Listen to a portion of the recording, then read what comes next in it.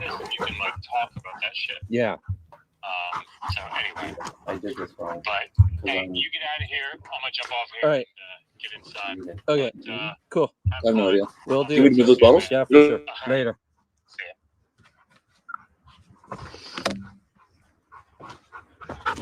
Where are we going? What do you think? Where are we going? Are we going this way?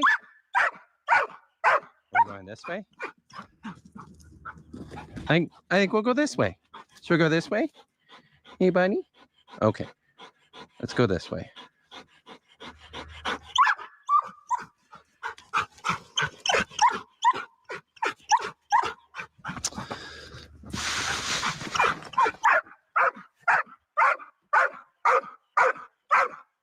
Go!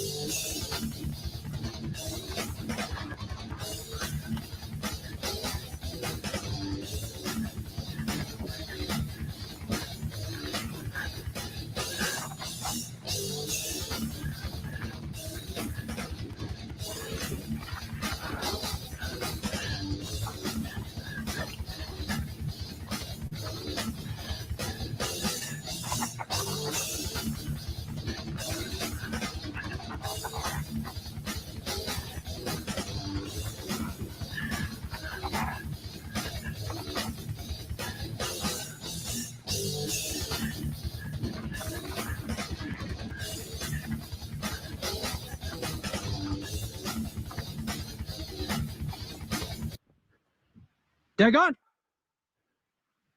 Where'd you go, buddy? Oh my goodness, there you are. Come on.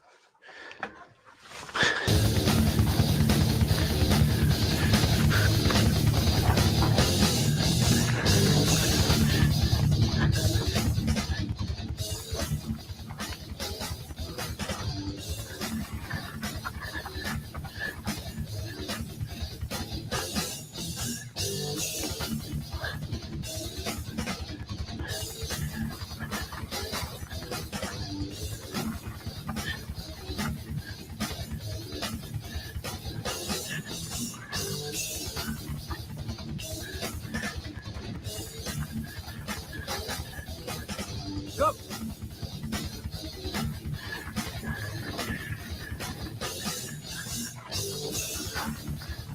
Go.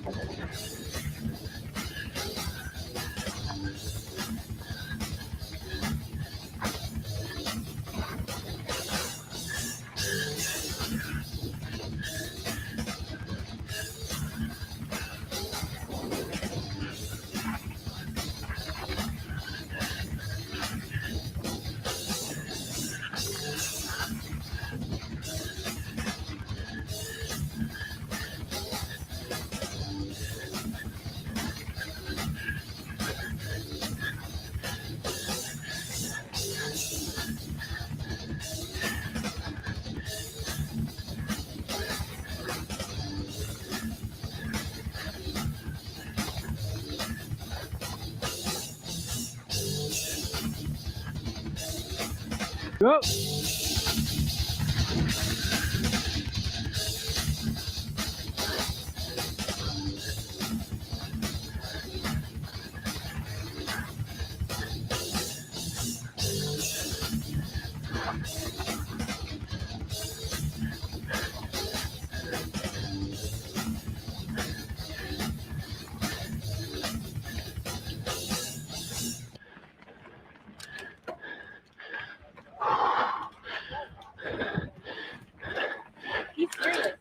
He's very serious.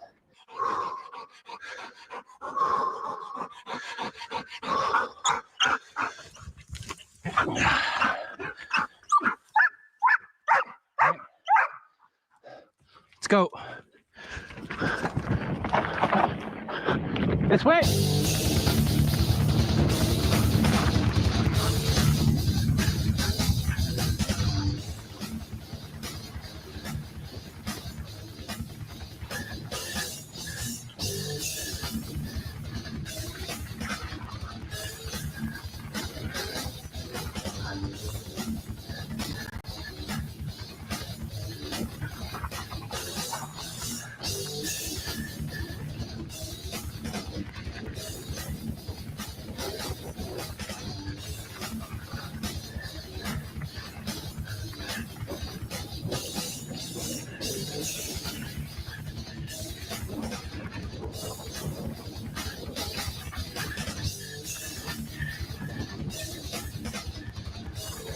There's an animal out there.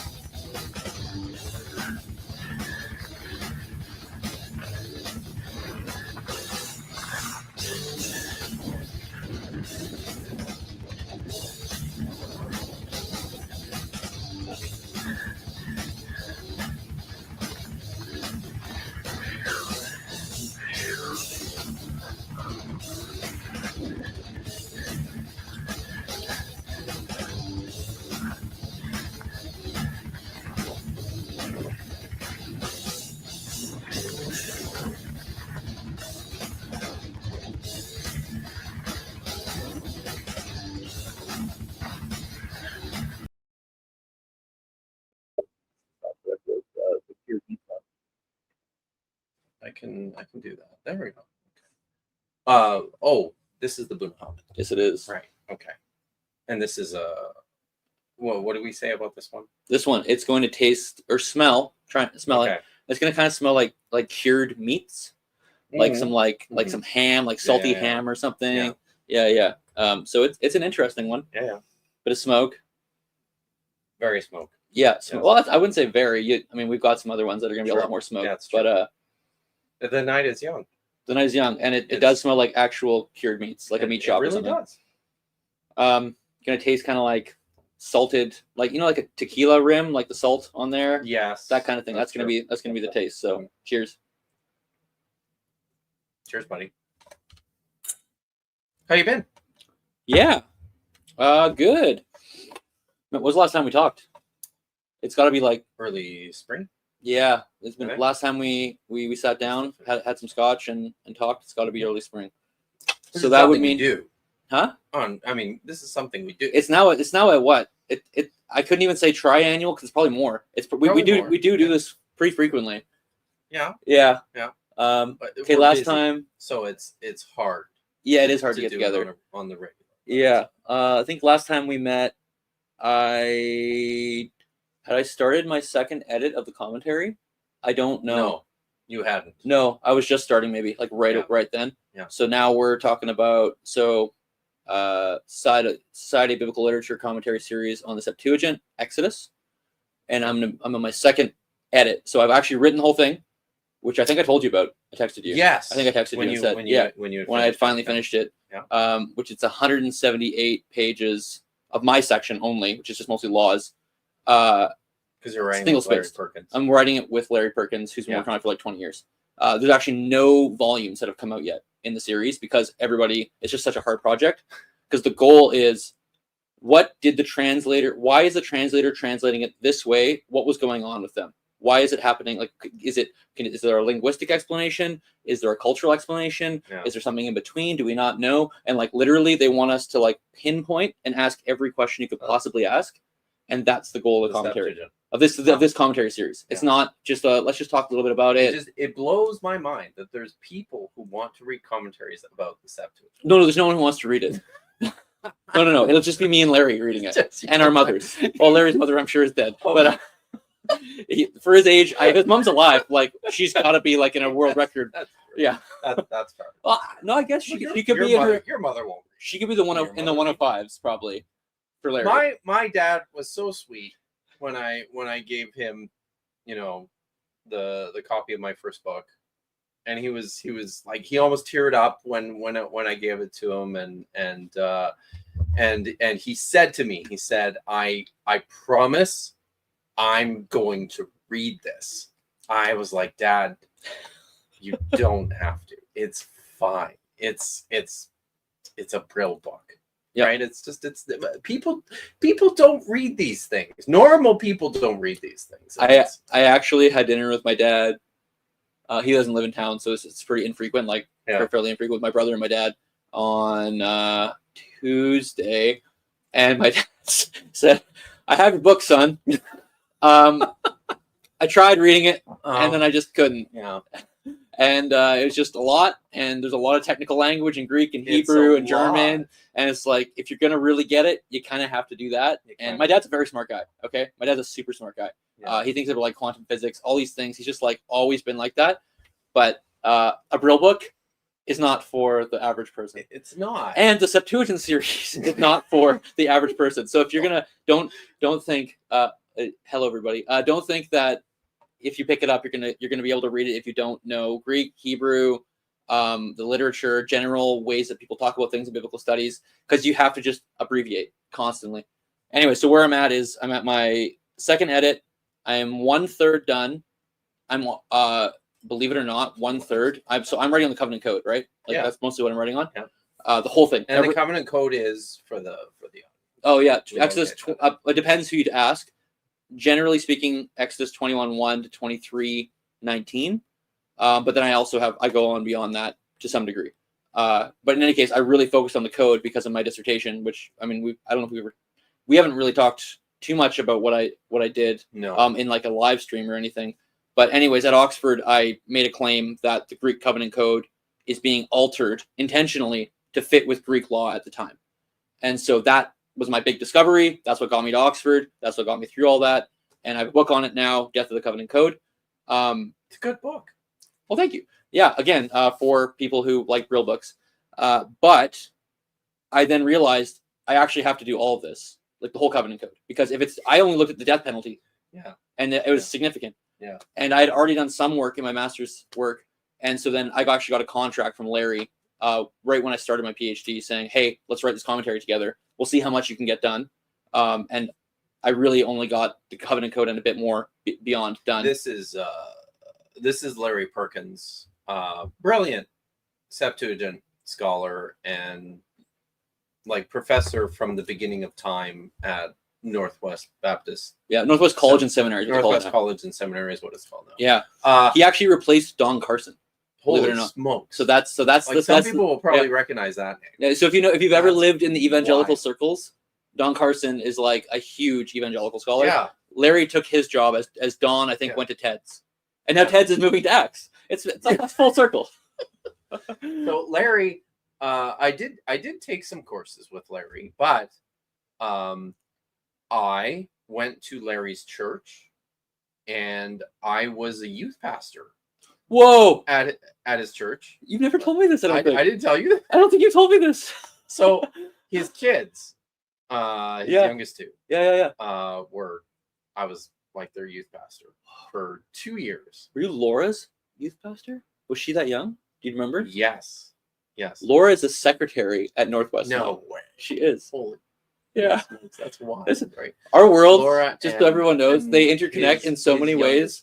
We went to the same church. We didn't know each other. Like at 2008 or something. Yeah. It's wild. It's wild. It's so crazy how small this world is. The small world of Chilliwack, British Columbia. Yeah, right. So that's where we are right now, by the way.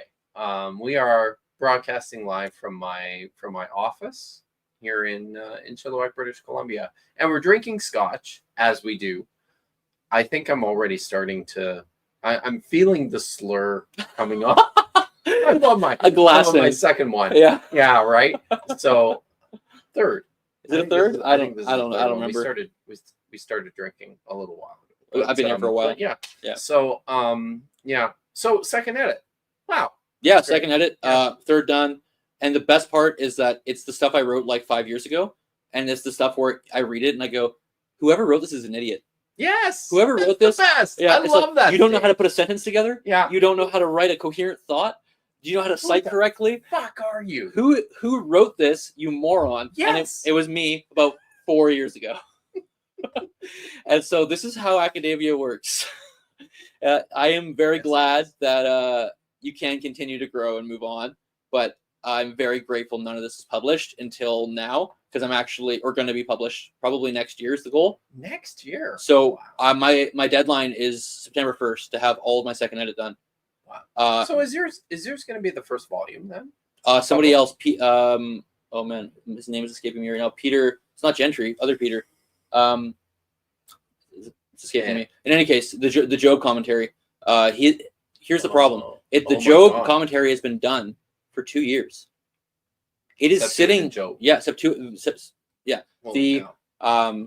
Society of Biblical Literature commentary on the Septuagint series, Job, has been done for 2 years, and it has not yet been published. It's been with the publisher for 2 years. Why? I probably can't I guess. speak too much. We don't. There was an issue with using the Net's translation, the New English translation of Septuagint, which is an Oxford publication, It's available free online, by the way. free online. And it's very good. It's actually it's I very really good. like Yeah. it. Some places it can be improved on. I have to say that because I'm literally improving it as I'm writing the commentary. That's part of the job. I don't give a fuck because I'm a Dead Sea Scrolls scholar. So In any case, it is very good for what it's trying to do, which is mimic the way that the Septuagint would have been heard yeah. and understood in its 3rd century, at least this Exodus, 3rd century BCE context. And so that's, the Net's translation is there. And so it's with Oxford, and Oxford gave a strike against the SBL for wanting to have the translation free of charge in the commentary, which the commentary is on the Greek text, and then you have to have Nets included as well. So Nets is the text we're working with. And so there's this big kind of, I don't know what's going on. I'm not in those worlds, but it should have been published a while ago. I don't know what's going on. And I'm kind of, I shouldn't say this too much online, but I'm a little bit worried that when mine comes out with Larry, because we're the next in line, as far as I can tell, we're actually the next guys who are going to get this done. We're aiming to be done by January, and then with the publisher in January. I don't know if it's going to come out anytime soon. I hope it's 2026, but I'm actually not confident at this point in time. Yeah. Sorry, Here's Kip texting. He's done with it. I'm Who cares sorry. about the Septuagint? The Septuagint's boring. Let's be real. I have to send this text. There's only 10 of us. There's only 10 Septuagint scholars in the whole world, just anyways. fuck off, dude. I'm just keep them entertained while I send this text.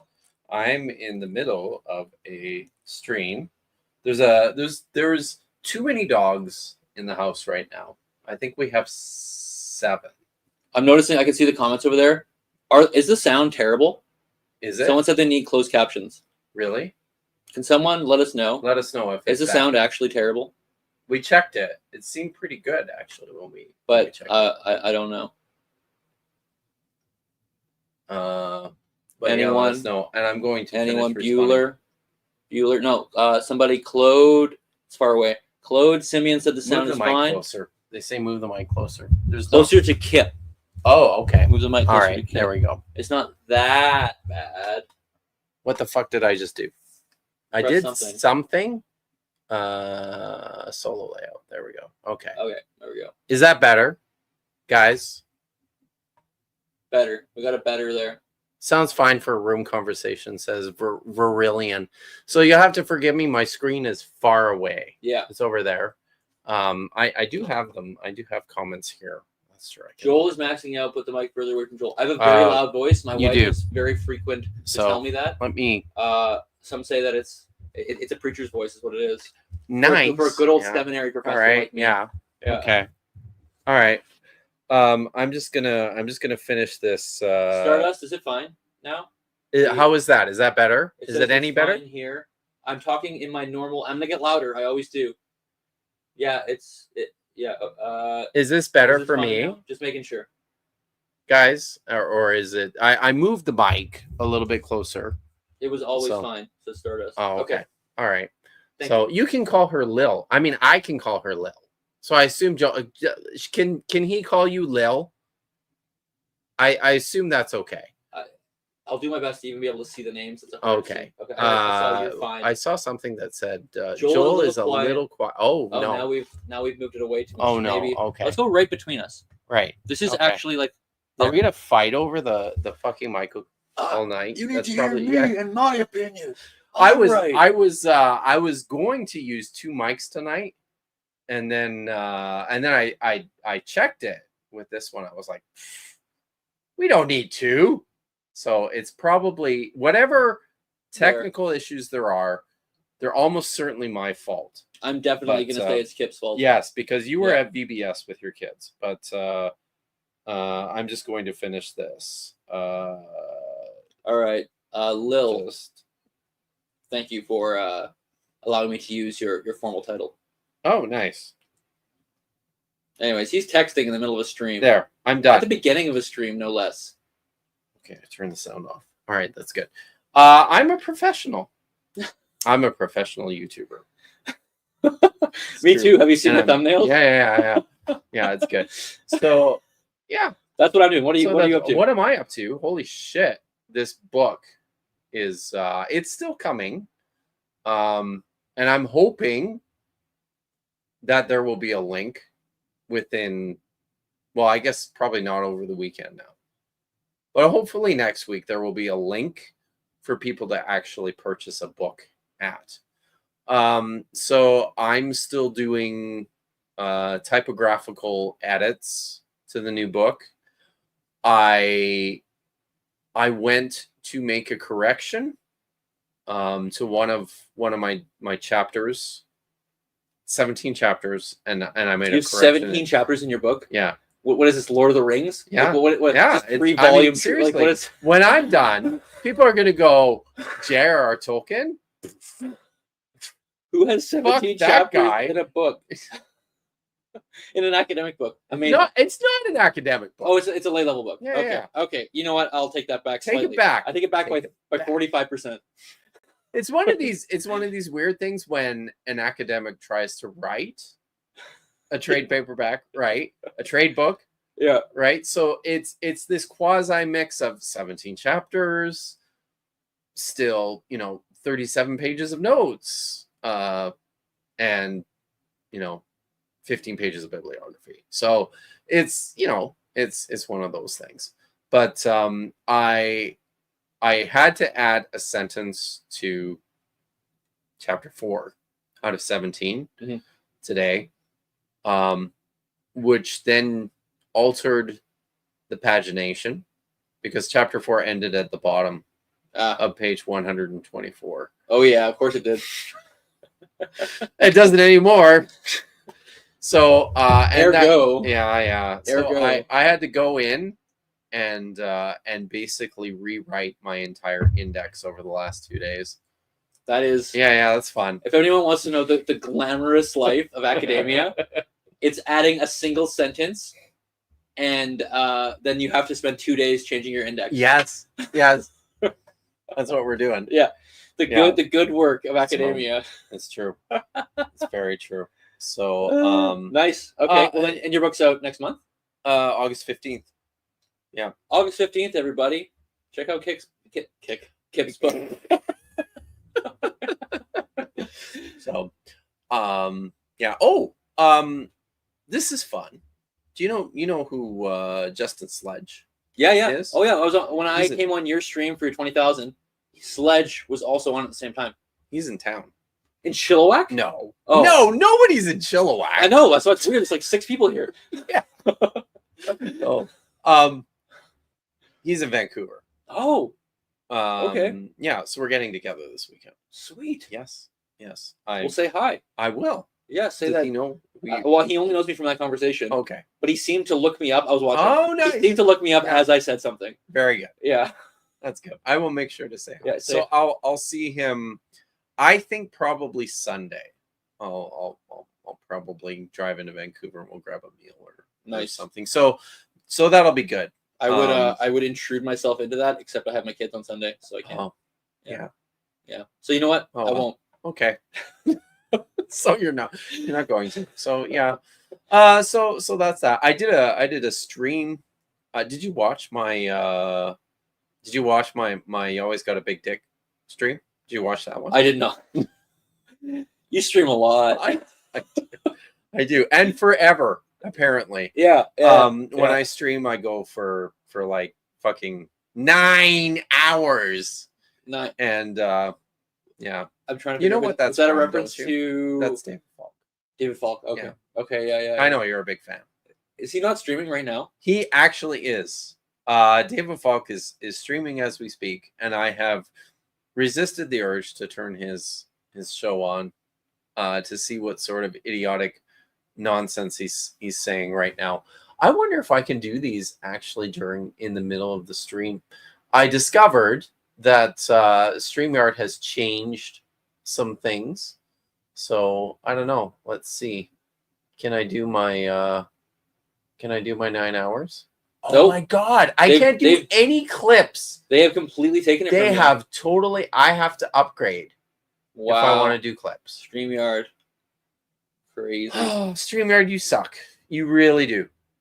So I might have to go to Restream or Riverside or somewhere. Yeah, else. especially when So, they do it yeah. without telling you. Right? Yeah. Yeah.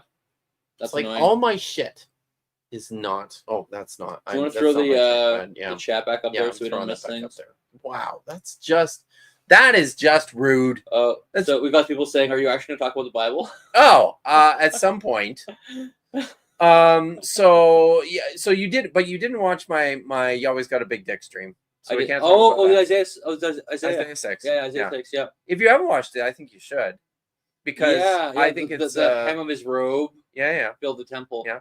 Yeah, I'd have to look into it. I haven't. You know what else? Yeah. So, and I'm sorry, Vish has an invitation and she could show up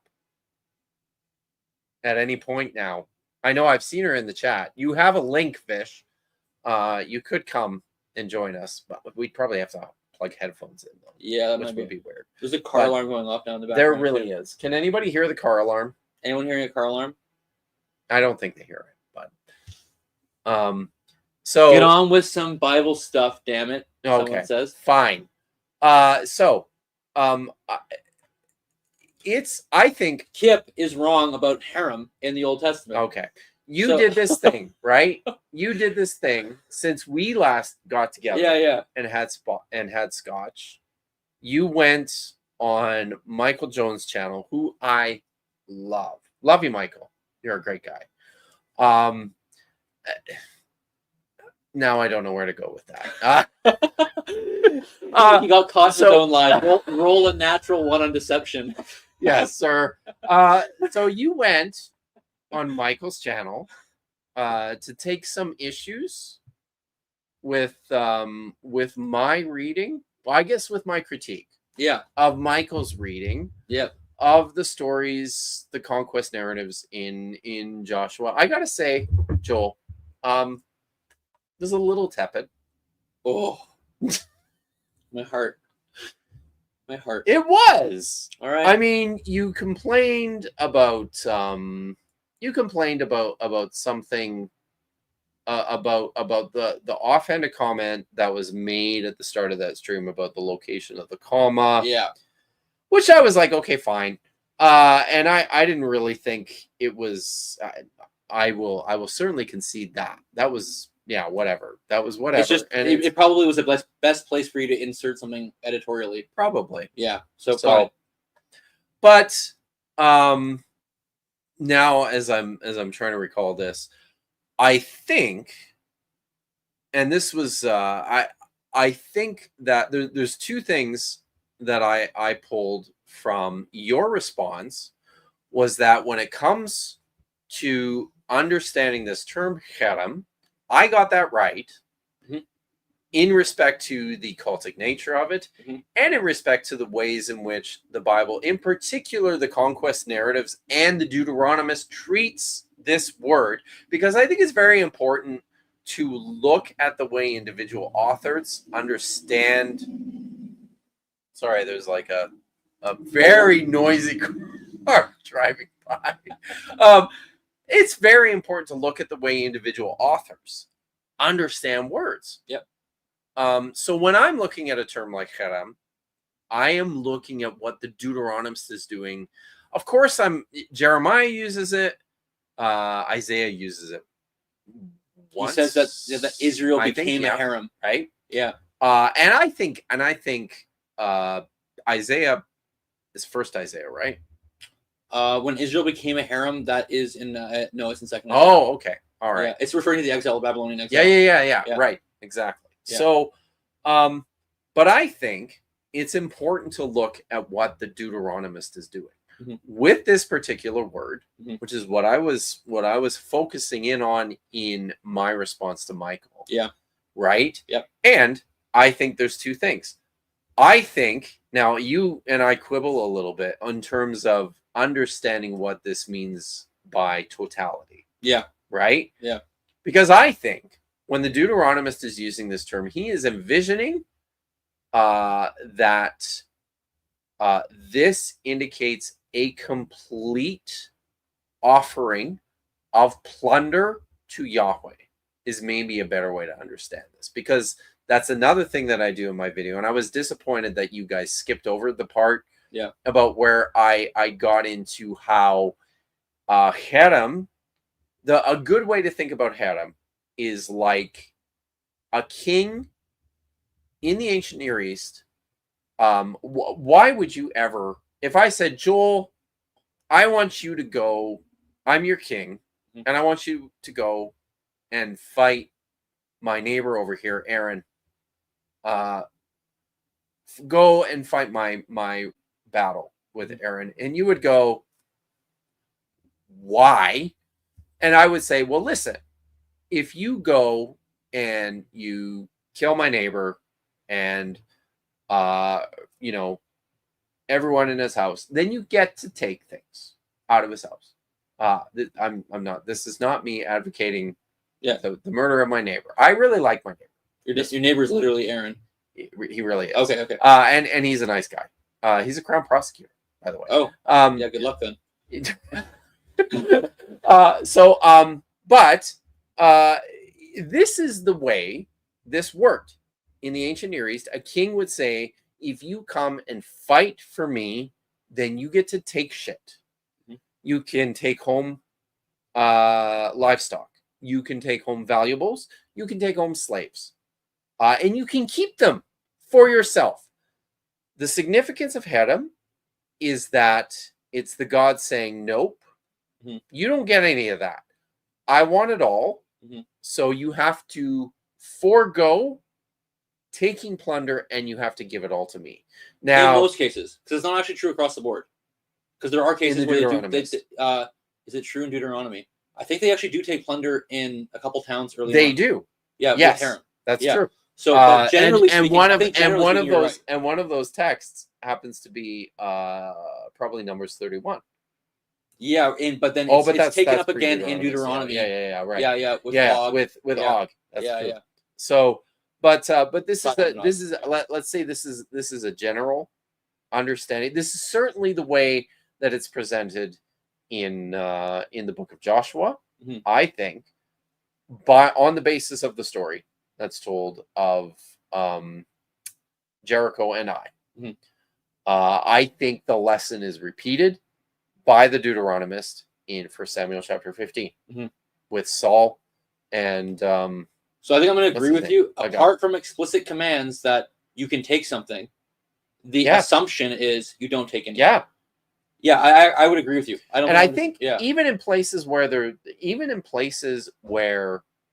is harem and you can take something, I think the expectation is that there are strict parameters on what that means.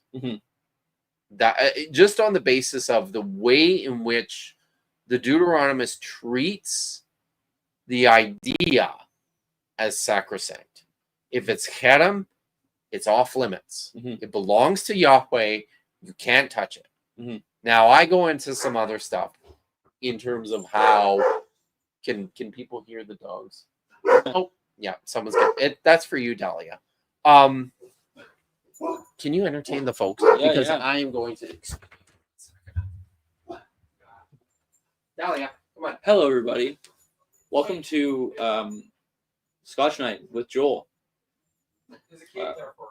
This is a 14-year-old Bunnahabhain, just about 14 years old. It is not from Bunnahabhain, the distillery itself, a well-known distillery in Scotland on the island of Islay, but in fact is bottled by Gordon and MacPhail. Now, Gordon and MacPhail are an independent bottler.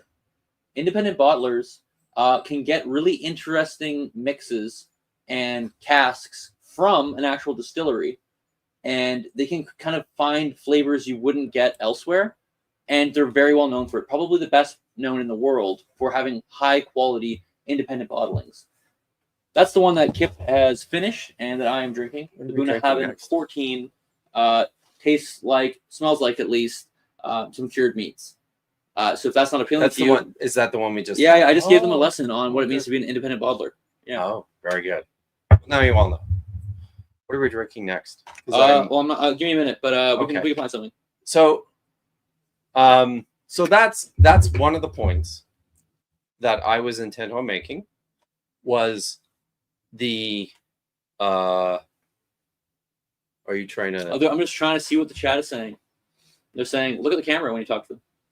why do we have to look at the camera? I don't know. Okay. Who Fine. promised you that? So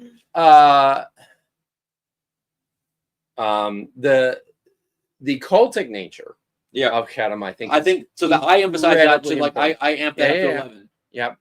Yeah, that was my whole point, was amping that to 11. Yes. And I don't think that the term is even ever understood outside of the domain of the cultic world. No, it is a cultic I don't think term. so. Yeah, Absolutely. which is why I was like, hey, yeah. by the way, sacred space, that's what this is all about. This is Yahweh's space, his zone. You want to go in his zone, those are his rules in his zone. Yep. And that's consistent in the Pentateuch, that's consistent in the New Testament, that's consistent in the prophets. The It's New Testament? oh, sorry, there is a thing called the New Testament. What the fuck is that? Yeah, a bunch of letters written by some guy named Paul and some gospel, some like kind of stories about Jesus. And, Wow. Yeah. Anyways, you should try it sometime. It'd probably help you. It would help. It would help me. Okay. Wow. Yeah. I've actually read it before. A little bit. Yeah. Oh, you should probably read it in Greek, because that's how I real do actually read it. real I do scholars actually read it the in- I Bible. do actually read it in Greek. I did my own translations of. I have a full page of New Testament citations in my index. Oh, So, yeah. Okay. Yeah. So he can read Greek, if anyone was wondering. I can. He can read Greek. Sometimes. A little bit. I can barely Yeah. read. I can barely read Nice. Hebrew, so it's fine. Yeah, I've So, just two in school. So that was yes. That was the one big point that I wanted to make.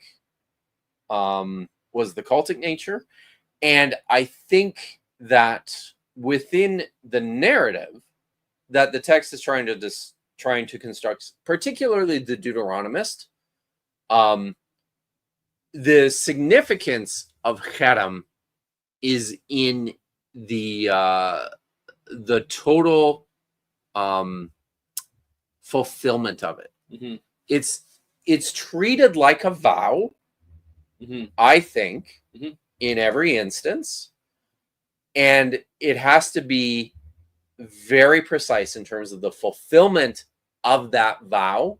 And one of the reasons we know that, and one of the features of cherem within the narrative, are the stories Mm-hmm. of Achan, Yeah. the story of Saul, Yeah. where the cherem was violated Mhm.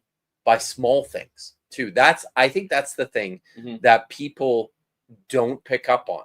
Like in the Jericho story, Mhm. they killed everyone. That's what the text says.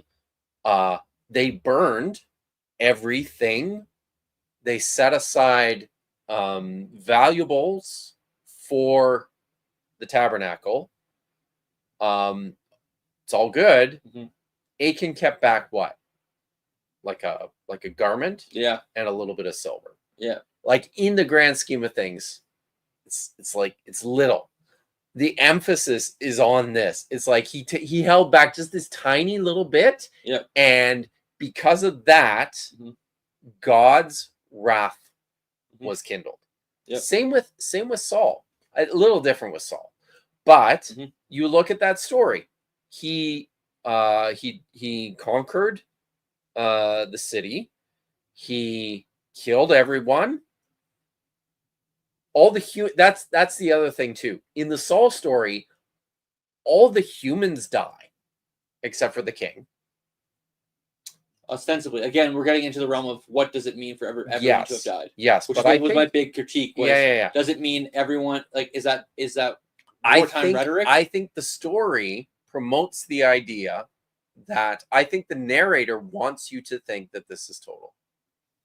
Is the way that I put it. I don't know, because See, the Amorites are still around later, and all the guys in Joshua are still around And later. now, and this was my problem with what you Yeah, and Michael talked about. And you did this, you did this sneaky thing I'm a sneaky guy. right at the start, because you're a sneaky guy. You did this thing right at the start where you said, I'm going to take a synchronic approach to this.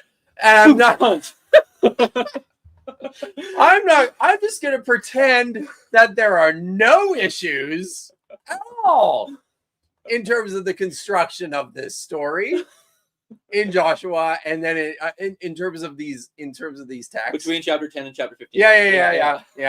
So for those who are not sure, scholars debate vociferously the contents of Joshua and what was written when and by whom and what belongs to which source versus another source. So to just come and say, oh well, look, there's still people all in of the my later part of the book. My gold goes on the side of the scale towards the great and mighty editors that we have in this final version, quote unquote, of these texts. So I definitely, but the thing is, like, that's certainly a thing. It was a 3-hour stream. Yeah, it was. And I said I was doing synchronic. Could you imagine if we went diachronic and synchronic? I don't believe you're capable. But wow, the truth comes out finally. We'll see it someday. Finally. You know what? Okay. Yeah. I will continue to punt to my magical, ethereal scribes who we don't know who they are, who decided to put these texts together in very coherent, brilliant, genius ways, which Kip actually can't see because he's so indebted. He's so indebted to his high-level skepticism about the coherence of these narratives and ancient Near Eastern coherence. Higher criticism. Higher criticism. He's higher up than I am in my low literary criticism that I do. So it's impossible. It's actually impossible for us to ever talk. It really is. Yeah, because you assume that the scribes are so freaking dumb. They're just the dumbest scribes you've ever met. You read Brevard Childs and you went, wow, this makes a lot of sense. This is it. And then I never read another book after that. Yes. Yeah. God. So here's a fun point for everybody out there, because again, we're obviously doing this to try and be helpful and informative to people. I'm not. Kip is just doing whatever. I'm trying to be helpful to people. I think it's helpful to point out assumptions for like what kind of presuppositions or values do we give as we go into a text, as we interpret it, which comes out of already a cycle of research, many cycles of research. But Kip and I probably differ in this respect, that I find far more literary cohesion going on in these books we have, as we have them in their general form, so to speak, than I think Kip probably does. I don't know if that's true. Is that true? I find it seems to me that they're actually far more coherent than is often said. Yeah, I guess I think it's there. Mm-hmm. I mean, it has to be there, because I certainly don't think, and I hope that comes out in my own content, I certainly don't think the editors were idiots or morons or didn't know what they were doing. And there are many places within the text where,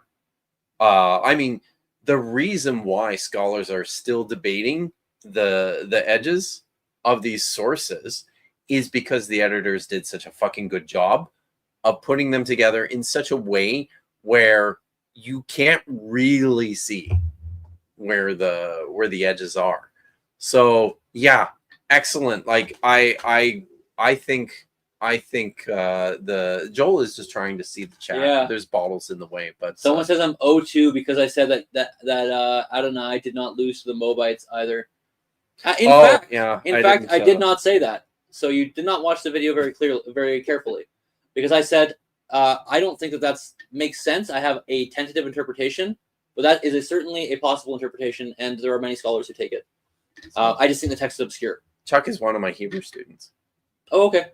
I don't know who said that. That was Chuck. Okay, Chuck. So Yeah. That's hey Chuck. And then does he have a laughing emoji? I can't see from here. I'm blind. Yeah, it I'm does. old. He's like crying and laughing at the same time. He thinks Chuck. it's hilarious.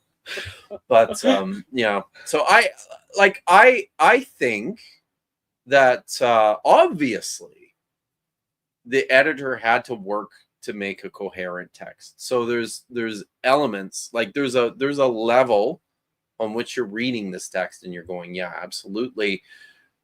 Someone is putting these pieces together in such a way to tell a new I would say to tell a new story. Yeah.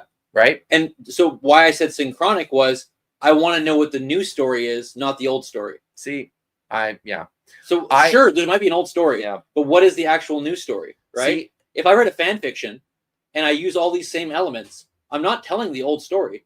I'm telling the new story. And so you should understand my authorial intent is the new story. Yep. So that's where I based my assumption in. Right. Yeah.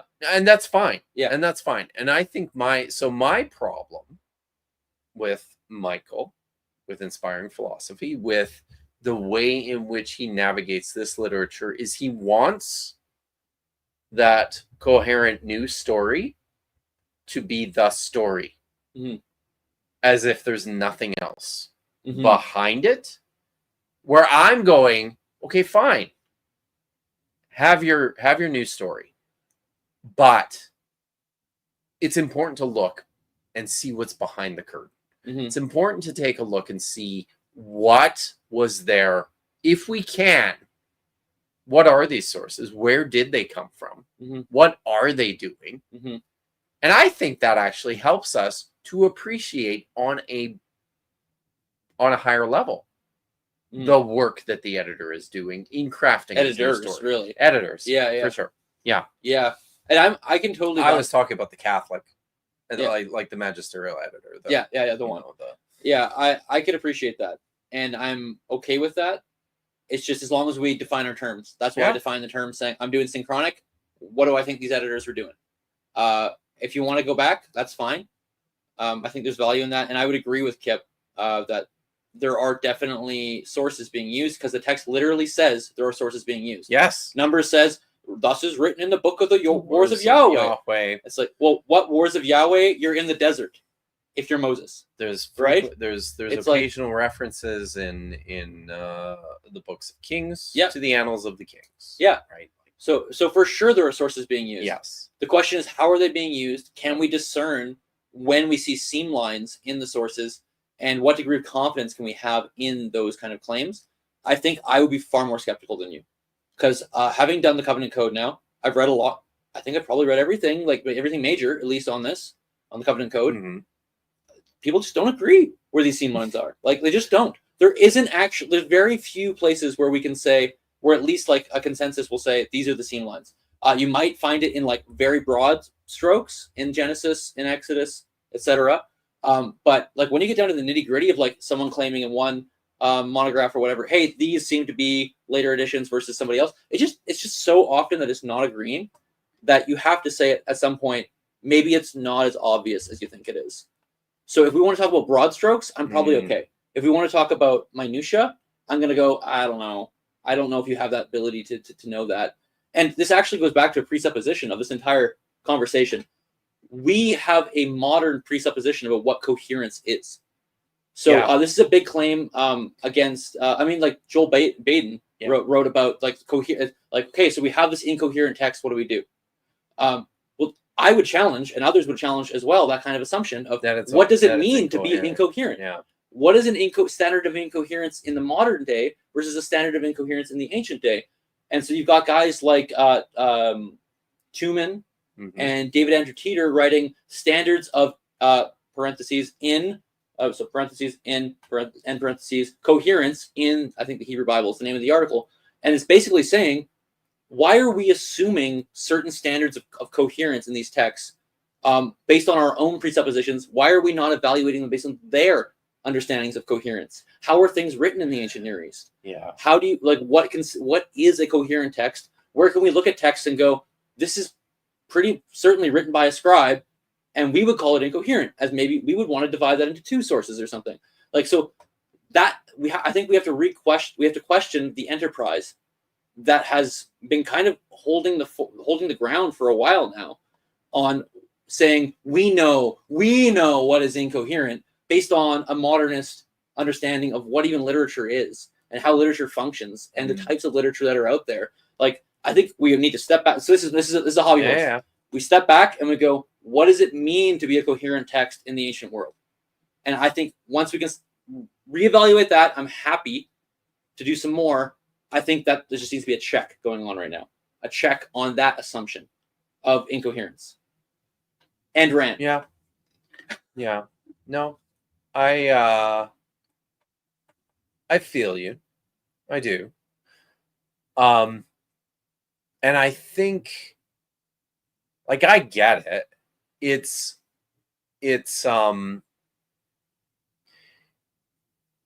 failing now. So one of the problems with the Bible is that, and I talk about this on a regular basis. So this is actually going to sound like I'm contradicting myself here. Somebody just called me West Huff. I think You are- Donde Esta is Spanish for you are, right? You are Donde Esta West Huff. That means you are I West think Huff. so. Is that what that means? Oh yes, there it is from Chenko. Haha. It says, you are not nearly as buff as West Huff. I'm not. But you're a lot taller. How tall is West Huff? Oh my God, he's like 5'7". He looks so much taller. He's tiny, dude. What? Like, yeah. He is. Okay. I mean, there's not many people that look up to me. Kip being 7'2". No. But he's one of them. Oh, So, interesting. yeah. I didn't know. Yeah. He's so buff you could never tell. Right? Yeah. So, Yeah. But so yeah, no, not as Yeah, I could not bend. tall. I heard him he did that interview on, I don't know what it was, like a comedian show or something a little while back. Like somebody help us out, please. Does anyone know? The one that starts with F, with the four guys who are hanging out. I don't with know. Him. It what was the it doesn't matter. It doesn't. But anyways, he was on there and he said he has benched 405, which, if you don't know weightlifting, that is serious? insane. That is 405 bench, flagrant. So someone said flagrant. That's it. that is an incredible bench press, Yeah. which couldn't even get close to. No, couldn't even hold a candle to. Not even close. I mean, I'm an old man, so duh. I'm on my way. I'm a grandfather by the way. Yeah, you are. Yeah. Yeah. I'm not there yet. No, but No. in my younger years, I was not even. You weren't benching 405. I was not even anywhere in the ballpark of Yeah. 405. Yeah, I damn, could maybe get 300 up, but but I've been weightlifting Jeez. since I was 14. Really? Yeah. Wow. So, Yeah. Yeah. No. Anyways, so this is why Kip is wrong about the conquest. He's Yes. wrong about harem, Mm-hmm. and he doesn't consider the coherence of these texts. He's living in 1970s scholarship. I am interested in the social location of these texts when they came into being. Who decided that the Book of Joshua was a good idea, and why? Why would you write something like this? Mhm. And then, I mean, and here's the thing too. We know from the Dead Sea Scrolls that texts like the Book of Joshua, the Book of Judges, like the manuscripts we have are 2nd century, 1st century. Mhm. There's a lot of work still being done Hmm. in these texts in the 2nd and 1st century. You think BC. Joshua and Judges? Yeah. Oh, yeah. What about Septuagint? Oh, I guess we don't really know when they were translated. I mean, there's and you have the two. You still have A and B, You do have A and B Right? Judges, yeah. which is by the. I mean, I have no idea. Like, we like to think that's 3rd century, but how No, much do we I don't think really know? anyone pushes Judges back to 3rd Okay. century. Right. We put Pentateuch So- only. Okay. And even that, Yeah. I go on record saying, I don't know if Deuteronomy was a 3rd century translation. From my own work, Deuteronomy is not doing Oh, thanks, Mark Reed. what the I other translators are appreciate doing. So I have a hunch or a feeling that Deuteronomy might be late 3rd or even early 2nd century.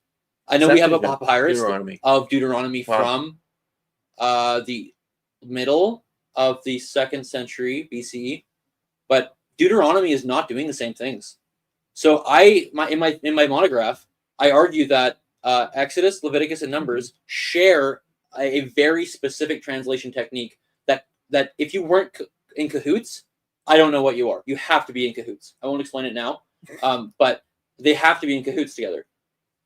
But Deuteronomy doesn't do it at all. So the translator of Deuteronomy does not seem to be relying on the same methodological presuppositions of translation as Exodus, Leviticus, and Numbers. Therefore, if we think that there was an early 3rd century translation of the Septuagint, Deuteronomy, which, by the way, for other reasons, we think does rely on the earlier translators of Exodus, Leviticus, and Numbers, Sure. then probably might be later, might even be early 2nd century. Anyways, That's wild. just a thought. That's wild. So when All that when are to these say- texts? So Judges and Joshua, most people would say 2nd century BCE or later. They're So, still working. They're still Yeah. working on them. but the question again is, I guess the A and B text does really help you there. Yeah. Of Judges. So there's different. We actually have different versions of Judges. You can see from the Septuagint versions that we have handed down to us. So this is a case in point for Kip, that these texts, there's fluidity to some extent. The extent, well, we only have what we have, right? And you can even argue this for Exodus, unfortunately, Yeah. for those who don't want to. Yeah. Like, so Exodus, famously, chapters 35 to 40 are in the Septuagint are shorter and different and arranged differently than the Masoretic text, the typical text that we base the Hebrew Bible, typical translation of the Hebrew Bible off of. That is significant because it then says that in the 3rd century BCE, there was a different version of the second tabernacle account in 35 to 40 of Exodus. And so you actually have to put that into your theological, if you're a Christian out there or a religious person, theological pipe and smoke, and figure out how to think through that, because it was a different text that this translator was working with. There are a few things that I can speak with authority on. I can speak with authority on Greek Exodus. I promise you, the way that this translator worked, as far as Larry and I can tell, this was a translator working with a text. It doesn't seem to be multiple translators of Exodus, so there wasn't a different translator in 35 to 40. This translator had a different text than the Masoretic text that was shorter and arranged differently. Mm-hmm. And we don't think it can be accounted for otherwise. So, that being said, there was a different version. And there was fluidity in some of these texts. To what degree? That's another question. What texts? Yeah. Because we're only dealing here with a few really egregious examples. We've got, egregious is probably a very loaded way of saying that, but you've got Exodus 35 to 40. You've got Jeremiah in his shorter version in the Septuagint. We've got Job, which seems to be stylistic in Job. Oh, wow. Not so much based on manuscript. So the recent work on that, as far as I understand, and I have some friends doing this, Job seems to be stylistic. That they might have actually had something similar to MT, and they just decided for reasons of poetry and otherwise to omit lines. Well, I hope Simone's still watching. But let us know if you're still watching, Simone. I know she's working on Job. Okay. But and Chrissy Hans, I don't think Chrissy's up this late watching, but I know. Oh, look, I got an ad. Have you? There are a few people working on that right now. I'll move beyond that. But in any case, yeah, I'd be interested to hear. Yeah. So there are these texts. Yeah. So there is a fluidity. The question is how much and to what extent and why. Was Exodus 35 to 40 later, or something that's kind of being massaged into it later because they want a fulfillment of the tabernacle instructions in 25 to 30 or 31. It's a question. I don't know. These things are up for debate, but the fact of the matter is there is textual fluidity. And actually, I teach this to first-year undergrads, so it's not like this is something I think people should hide. I start undergrad class with this. Not start it, but like when we get to text. Wow, undergrad, first year, I say, hey, by the way, there is fluidity in you guys some know text. that Joel is a seminary professor? We talked about that already, Yeah, yeah. the true enemy of Kit. We actually have a super chat from Hank that's right. Hang Fishy had to change his name. Do you remember? Did you see that? No. Was that last week, guys, or 2 weeks ago? YouTube did this weird thing, and everybody's names, their screen names that they use on YouTube, they reverted back to their registration handle. That never happened to me. And Weird. it confused the hell out of everyone. Put my knee up here for several several days. knee pain. Yeah. I'm good. It was too much soccer tonight, right? Yeah. Soccer with the kids. So, but Hang Fishy, now known as She Hangfa, for $5, thank you, says, are there any scholars who try and recover those reference texts like they do with Q, or are they just strictly referred to? I think referring here to the Book of the Wars of Yahweh and in Kings as well, the King's Annals. I don't think there's really anyone reconstructing those. Nope. When it comes to reconstruction, it's mostly documentary hypothesis, fragmentarian hypothesis, supplementarian hypothesis, Moses hypothesis. That's not really reconstruction. Lots of Torah composition. Yeah. Ideas. And even in like Ezekiel, redactors in Ezekiel, that kind of thing. That's out there. But those specific Jeremiah books, A, B, and C. Yeah. Different versions of Jeremiah. Yeah. Yeah. So Zechariah, the scholars working on pieces, of course, Isaiah.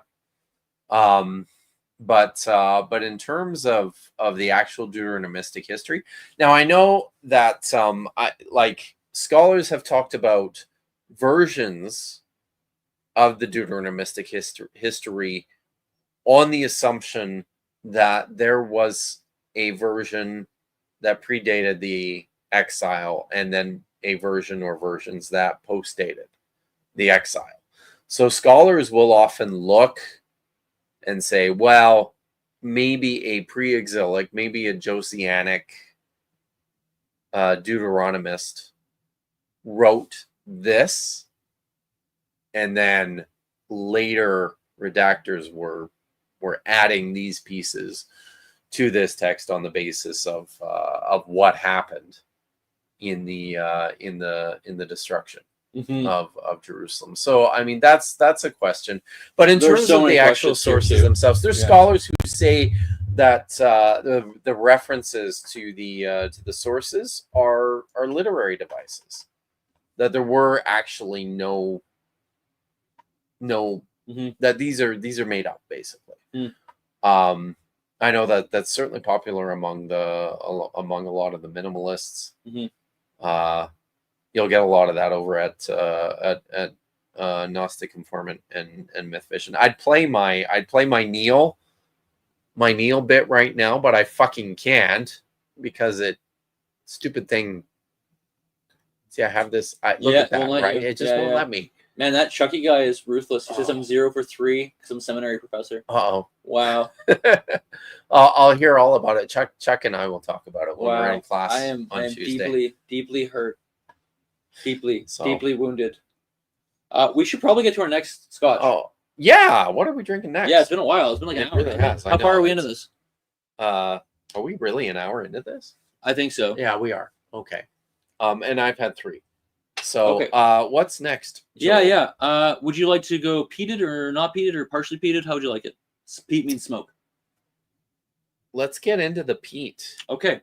Shall we? Yeah. Okay. So this here,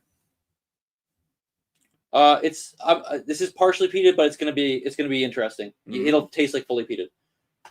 For the audience, we are dealing here with this brand, Kilkerran, is part of a distillery, which is actually the hardest Scotch to get in the entire world. Oh my God. So Springbank you could not buy if you tried, because it's always sold out. It's sold out the second it's on the shelf, the second it ever goes online.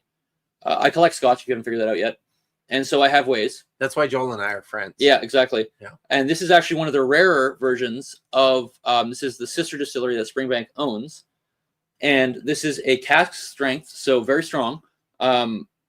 Sherry cask matured, 8-year-old Kilkerran. This is going to have, it's going to be like, it's almost going to be sour.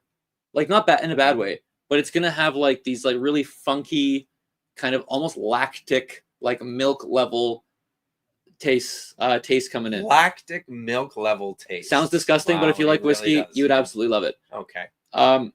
This is a very awesome Scotch, but it's really weird. So we'll see how you feel. So, which glass? Just can hand me a glass. Yeah. There you can entertain the audience while I do this. I can. Oh, there's another super chat All from Jessica. So good to see you, Jessica. By the way, I mean, if Joel wasn't a Scotch collector because he's a seminary prof, I'd probably just kick him in the balls, right? Yep. As I do. Yeah, he really would. But then he would never get Scotch again from me. That's true. So I don't. Jessica, the Transmetal Alchemist, thank you for the Australian $5, says, terrific live stream. Bravo. Keep up the good work. All right. Hey. Should we do a Cheers. So cheers, Jessica? part of my hope for these kind of things is for you to see, like, hey, Kip and I used to go to church together in 2009. We didn't know it. All the way through 2011. Yeah, I would have left just before that. But I played on the music team there. Like, we live in the same town. Like to Oxford? Huh? You went to Oxford just before that? No. Oh, I went to a different church. Different church, yeah. Okay. We went to a bad church. Yeah. Okay. I don't want to We won't throw shade on that church right now. But in any case, bad. I had to leave. Yes. Actually, I was kicked out. Fun fact. Of a seeker-sensitive church, believe it or not. Yeah, I was kicked out and found another church, which I'm still at, actually. But so I have remained a Christian by name, and I did all my education, just like Kip did, and I ended up being a seminary professor at Trinity Western here in town at one of the seminaries there, Northwest College and Seminary on the campus. And I also am adjunct at Trinity and at Acts Seminaries, which is now becoming Trinity Evangelical Divinity School. TEDS is moving there. So that said, that's what I think we actually met the first time. Yes. When I was doing a postdoc at Trinity. Yep. And I had an office next to, down the hall from Rob Hebert's. Yeah, office. yeah. My office was next to Paul Chamberlain's. I remember that. Yeah. Yeah. So Paul Chamberlain is a Christian apologist. Yeah, like he does apologetics specifically. Yeah. But that's where Kip. Yeah. So we've kind of been down different paths, right? Mm-hmm. So I'm the seminary prof. He's the hardcore atheist biblical scholar. Yeah. And my hope for this stream, and thank you for the super chat, is actually to see, like, this is what Kip and I do. We sit down, we talk, we disagree, and you can actually do that. You can do that in ways that are kind. You can do that in ways that are fun, and you can poke fun at each other, not let your egos get in the way. My ego is always in the way. His ego's always in the way because he's an idiot. Like, you don't know that yet, but if you were enlightened and you had a seminary prof helping you, yeah, like the seminary profs are so good. Yes, at being objective, at checking your ego and your biases at the door. Mm-hmm. Yeah. Right. Yeah. Very Anyways, good. I thought it'd be helpful and that there's like a real dialogue online. It's obviously not polished. Like, if you're coming here for content that's like exact information, that's not this. This is to show literally you like a conversation, but that we do this all the time. Yeah. And we just want to show people that this can actually happen in a good way. Yeah. At least that's my goal. It's Kip just wants to literally, entertain you. yeah, that's it. That's all I want to do. As he dunks on me over and over. Slam dunk, spin, flip. It's literally, it's just what Joel and I get together and bullshit about when we drink scotch. Have you tried this it? one? Yeah, I did. It's nice. It's weird. It's very weird. Mm-hmm. You might want some water because it's super strong. Maybe a little bit. But doesn't it taste kind of sour? Yeah.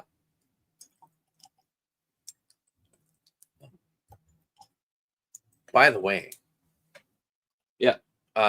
Chapman's premium ice cream is on sale at Save on Foods right now. Very important. Very important. $4 a pint. That my kids will love that. Yeah. Yeah. So I bought 2. Everybody in the chat wants to know. I can see it. 500 people are saying, Kip, what is this? What do you nose on this scotch? And what does it taste like? Oh God. So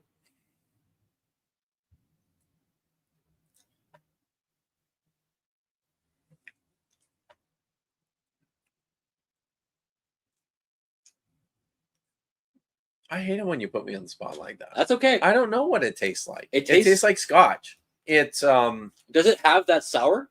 Like kind of like almost like there's like something sour in there. yeah, that's in Fermenty, there. like almost Yeah, like yeah. like an overripe melon or something. That's right. Yeah. Something like that. Yeah, I'm not trying to put you on the spot like that. But sorry. Yeah, that's Don't unfair. apologize, That's unfair. dude. It's fun. Yeah. It's fine. But because So- he can't figure out the Scotch notes, therefore he can't figure out the Bible. I think that's a fair and honest Very fair. conclusion. Very honest. Yes. Okay, yeah. So this is why you were wrong about harem, and So I actually think I appreciated that that you were in that video with Michael about a couple of things you were actually prepared to say nope. Kip got this right. This is true Mhm. about harem, and I think where we depart is probably in terms of understanding the nature of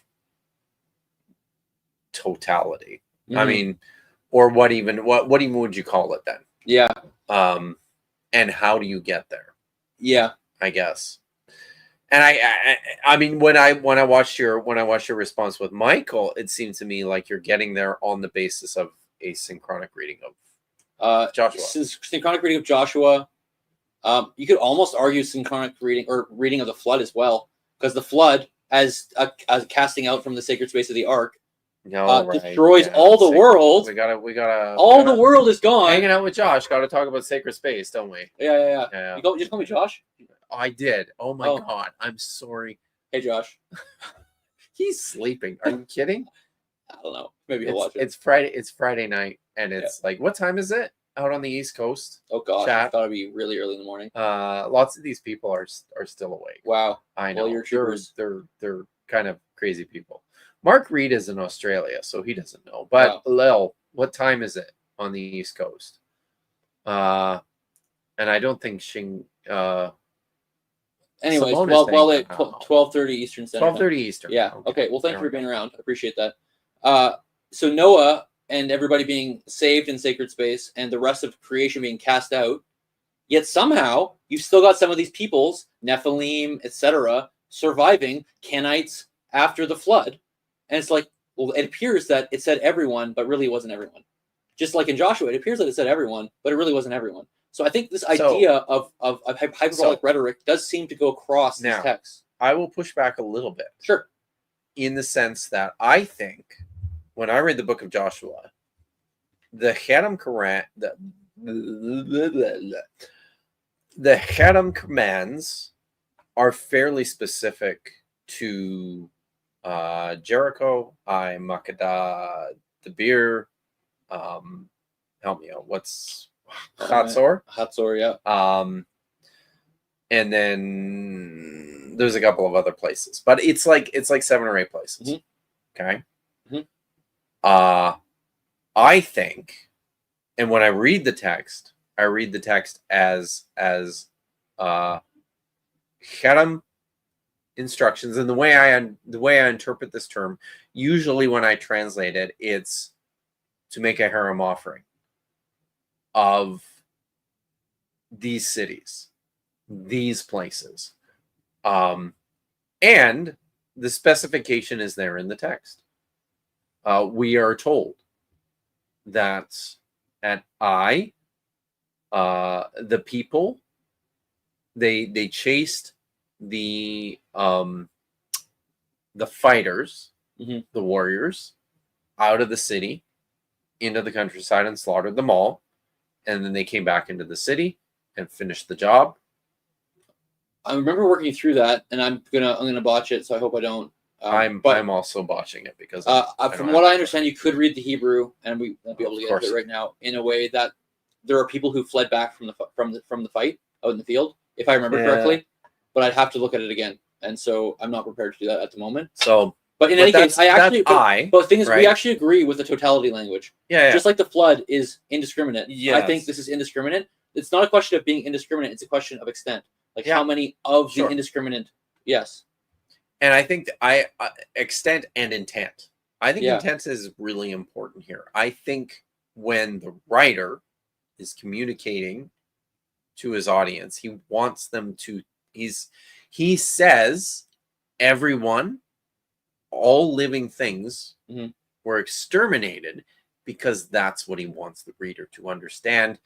Because what he's actually communicating is the dead seriousness of this vow that you're going to make to Yahweh. You better fulfill it. You better follow through with it. You better make sure that you are prepared to go the distance in terms of making this happen. And I think that only works if, from the writer's perspective, he wants the audience to understand, you have to kill them all.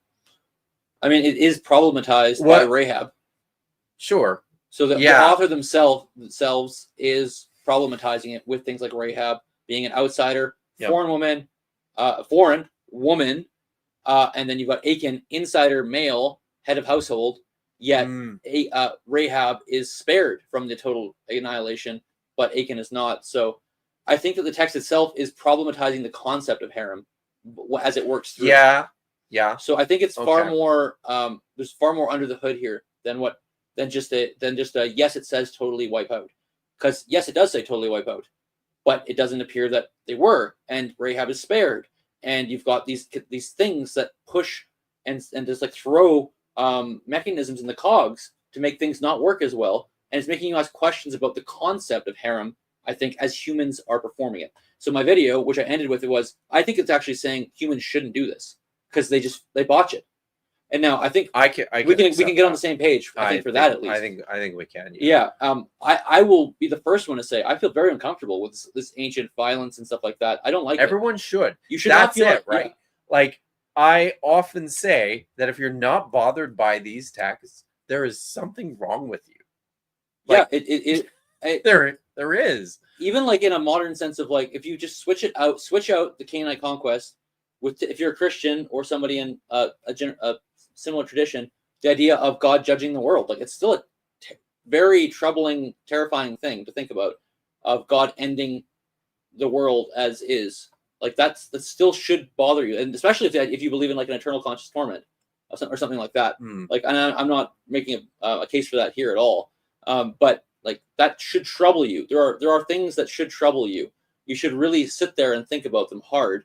And if they don't, like, I don't think you haven't thought about the person sitting across from you's perspective hard enough, because they have actually thought about it harder, and oftentimes they're the ones who are trying harder to wrestle with these texts, which is I think why we get along, because I think I can appreciate that Kip and I sat in a pew together 15 years ago and now we're not, and I can see why he's departed in the ways he has, because I'm trying to be empathetic, and I understand why you haven't. Right. Like most of my friends in the guild, most of my friends, period, have more in common with you than they do with me. On this perspective, right? So yeah, I get we have a couple of questions. Cenk Iger. I don't think this is the real Cenk Iger. You know who that is, don't you? He's like the host of the Young Turks. Yeah, I know who that is for the Young Turks. Does Joel think Elohim or Mizmor Pez? Is that Mizmor Pez? Mizmor. What is? Okay, so we're so far away. I don't know what. Sorry, it's Mizmor. So Psalm.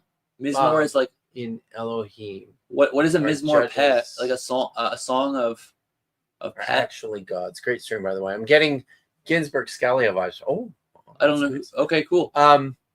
I don't know what you mean by Mizmor Pav. I don't recognize Pav at all. Can you please just throw something in the comments? Yeah, maybe, and I'll see if I can scroll. Maybe he added something here. Judges, human beings, or I think so. I think what he's I know what this is the So he's talking about, so that's the Psalm the Hebrew 82:1. rendering of Psalm sorry, 82. sorry, yeah. Yeah, I never refer to it in the Hebrew titles. Sorry, it's not something Shank. I do. We're on our fourth whiskey. Yeah, right? I never refer to the Hebrew Psalms in their Hebrew allocations like that. Do you think that the Elohim are judges or human beings? Judges, human beings, or actual gods? Oh, in Psalm 82, Yeah. I think they're more than likely they're actual gods. My bigger question that would back up from that is, what is the rhetorical function of Psalm 82? What is it doing? We're going to disagree. Yeah, it's assuming a worldview and coming into it. So the divine council, part of worldview. Yeah, it's assuming a worldview, coming into it, and critiquing that worldview. Is it just assuming, as in I believe the council of the gods, or is it saying, hey y'all, you have this view about the council of the gods. Let me come in here and show you how Yahweh judges all, and how Yahweh is both. He stands in any way he wants in this. He can prosecute. He can do anything. And how different is it really? I mean, it's a poem. It's a poem. By the way, it's a poem. It's trying to do something rhetorically. There's nuanced differences, obviously, but conceptually, how different is this really from what you see taking place at Garrett? Mm-hmm. Because the way that I read Psalm 82 is part of the same sort of theological shift that's taking place at Garrett in a different way. You've got a member of the Elohim. Mm-hmm. He identifies himself as an Elohim. Mm-hmm. That's Yahweh.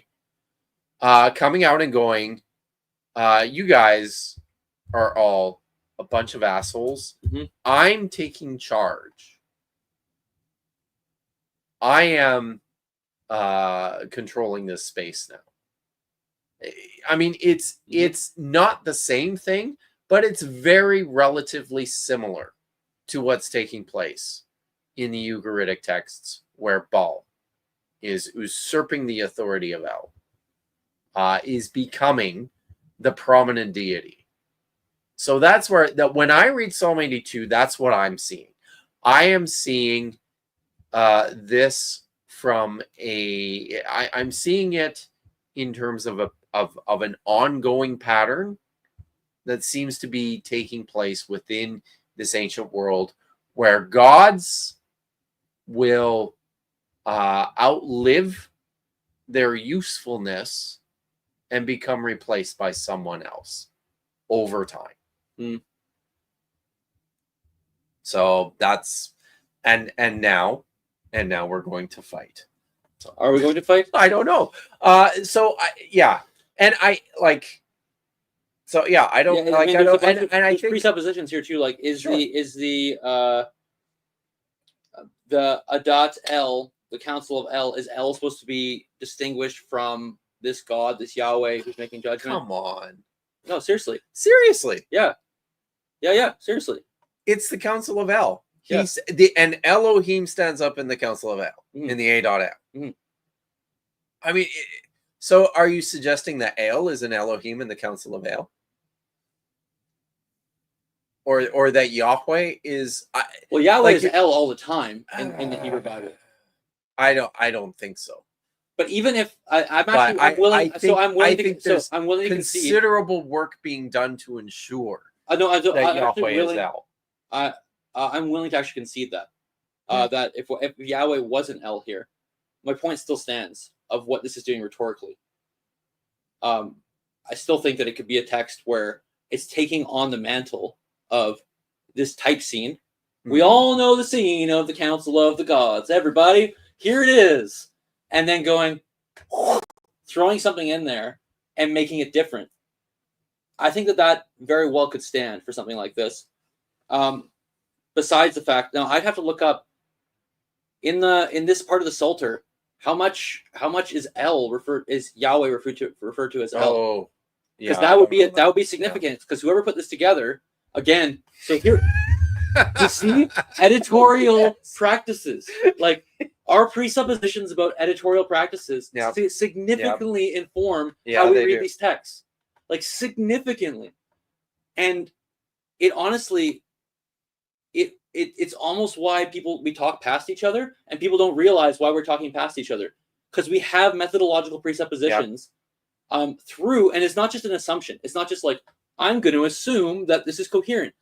In my own work, I feel like I have come to a place where I go, this is actually profoundly coherent in ways that are often not ascribed to these texts. See, and I'm always fighting against that. Yeah. So, but like you've read my article on Golden Calf. It's Yes. like, it is like the most It's pretty good. coherency-based argument you'll ever make. That's Like that's ever. fair. Like ever. But And- I think I could use it. in ways to tear apart coherence. So Fair enough. Fair enough. Actually, one of our friends, I won't mention it because they might not want to be mentioned. A common friend who's an atheist scholar. I had them read it. Actually, I didn't tell you this. Oh, you're gonna have to tell me. I'll tell you after. Yeah. And they said, yeah, the coherence thing across the narrative, maybe, probably not. But the idea in and of itself could still stand in a diachronic analysis of Exodus 32. Yeah. And I went, all right, well, thanks.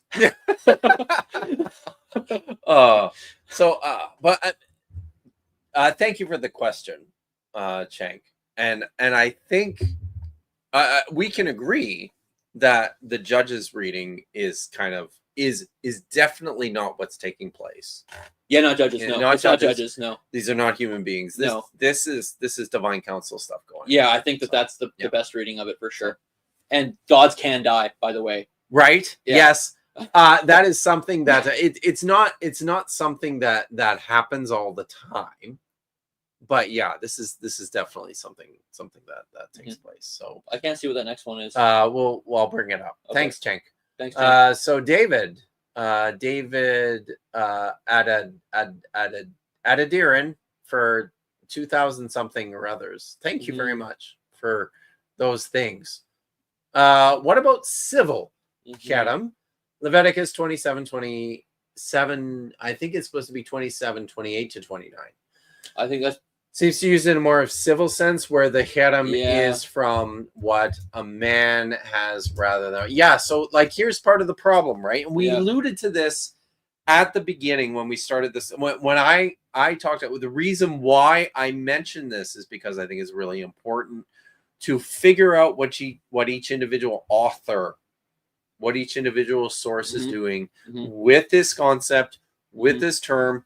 I tend to stay away from Leviticus when talking about this term as it is functioning in the Deuteronomistic history, in the conquest narratives, in particular for this reason. Because I think the is that holiness code? Holiness code is it's 18 it's, to yeah. So I think the author in Leviticus has a more nuanced idea of and is applying the same, is using the same term. Remember, this is a cultic term.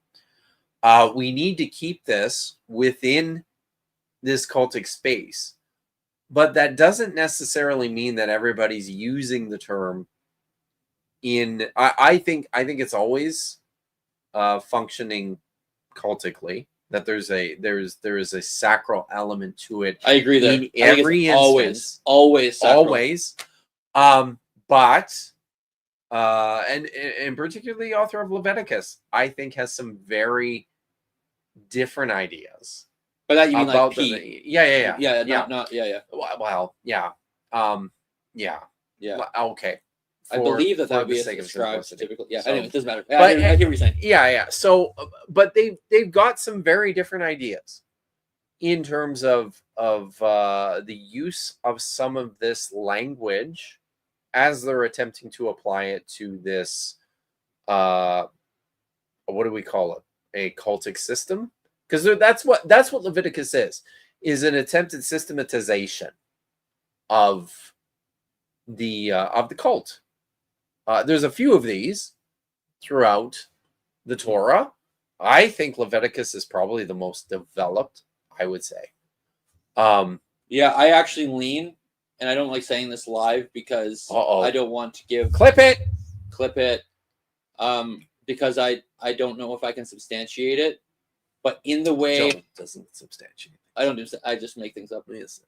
I actually think that the Pentateuch is in its final or later form. I think you're supposed to see Leviticus as given priority. Yeah, I would agree. Yeah. Yes, absolutely. Oh, cool. We agree on something. Finally.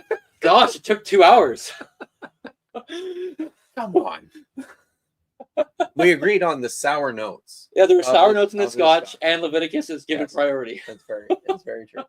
So, I don't know.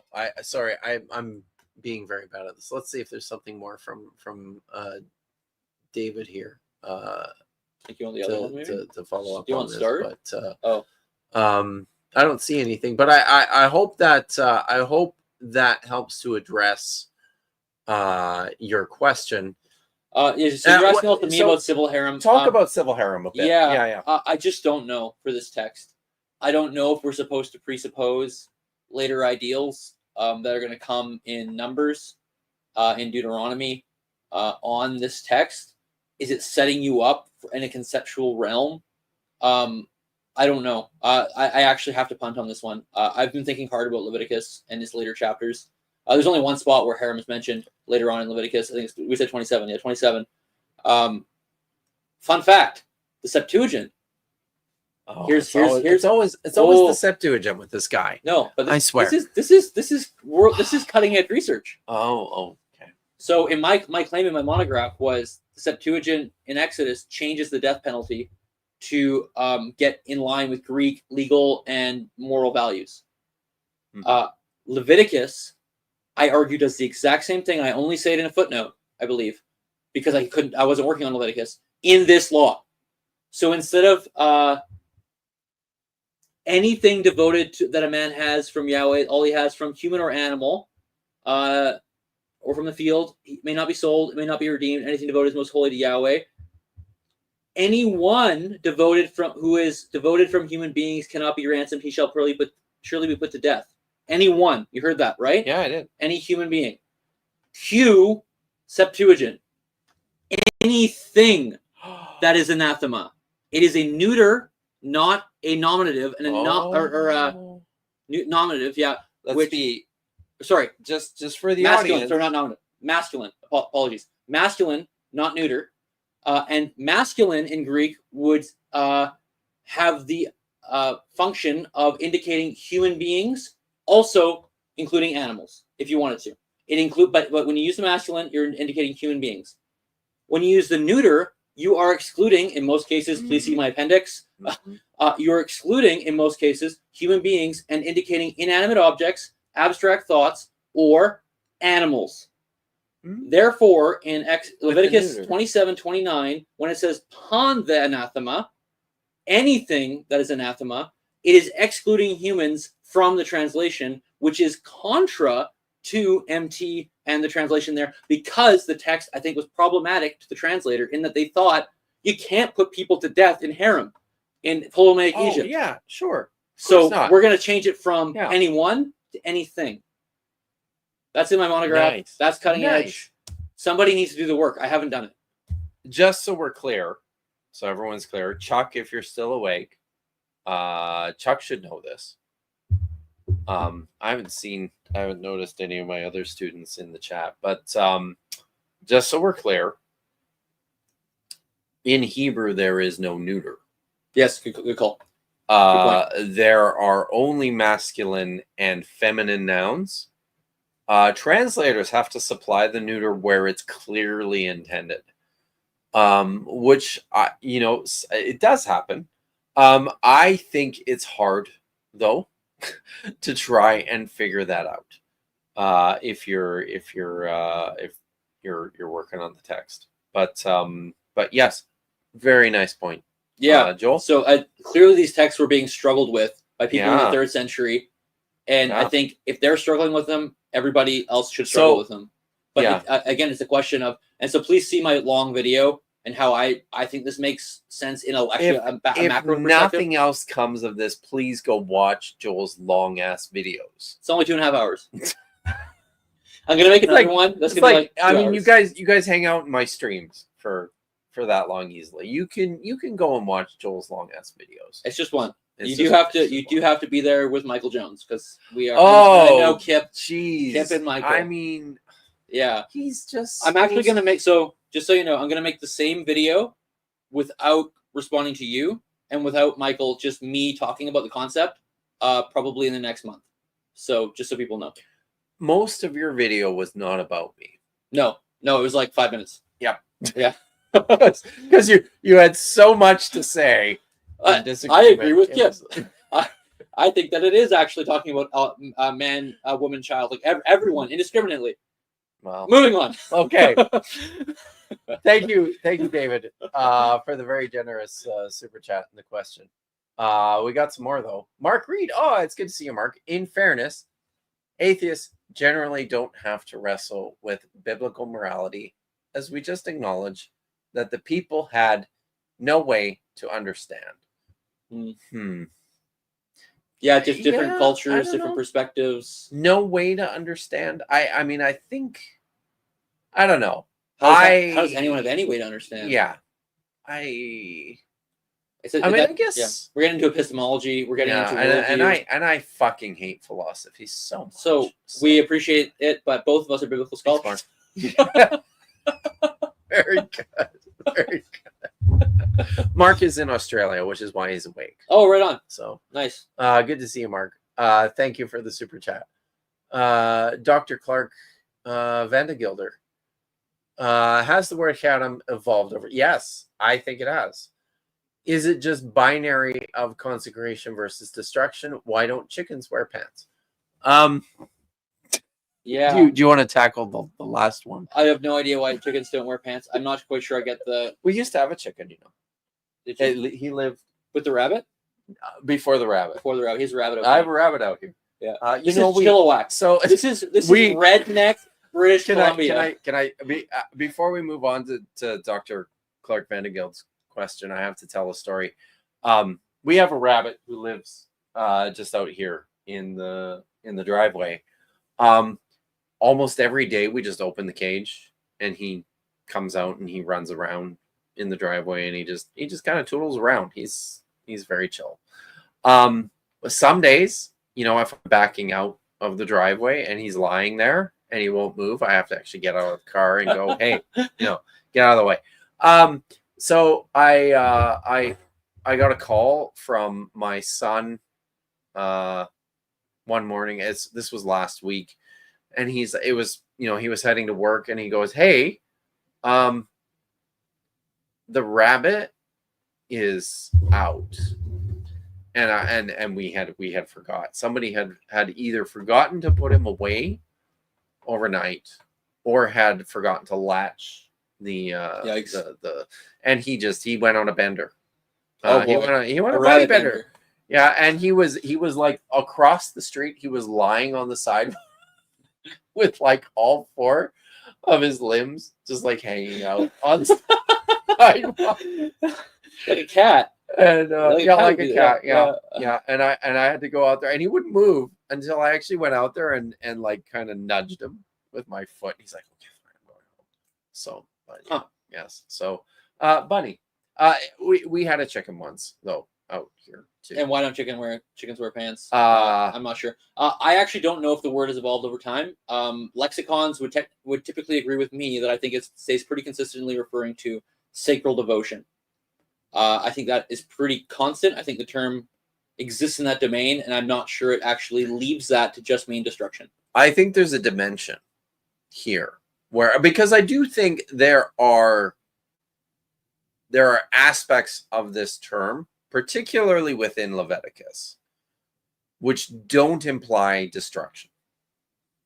Yeah, no, I don't think it implies destruction in Leviticus when it talks about certain things. Yeah. Right? Yeah. So at what and then at that point is that and that's where we kind of get into the weeds and we figure this out. Is that a diachronic?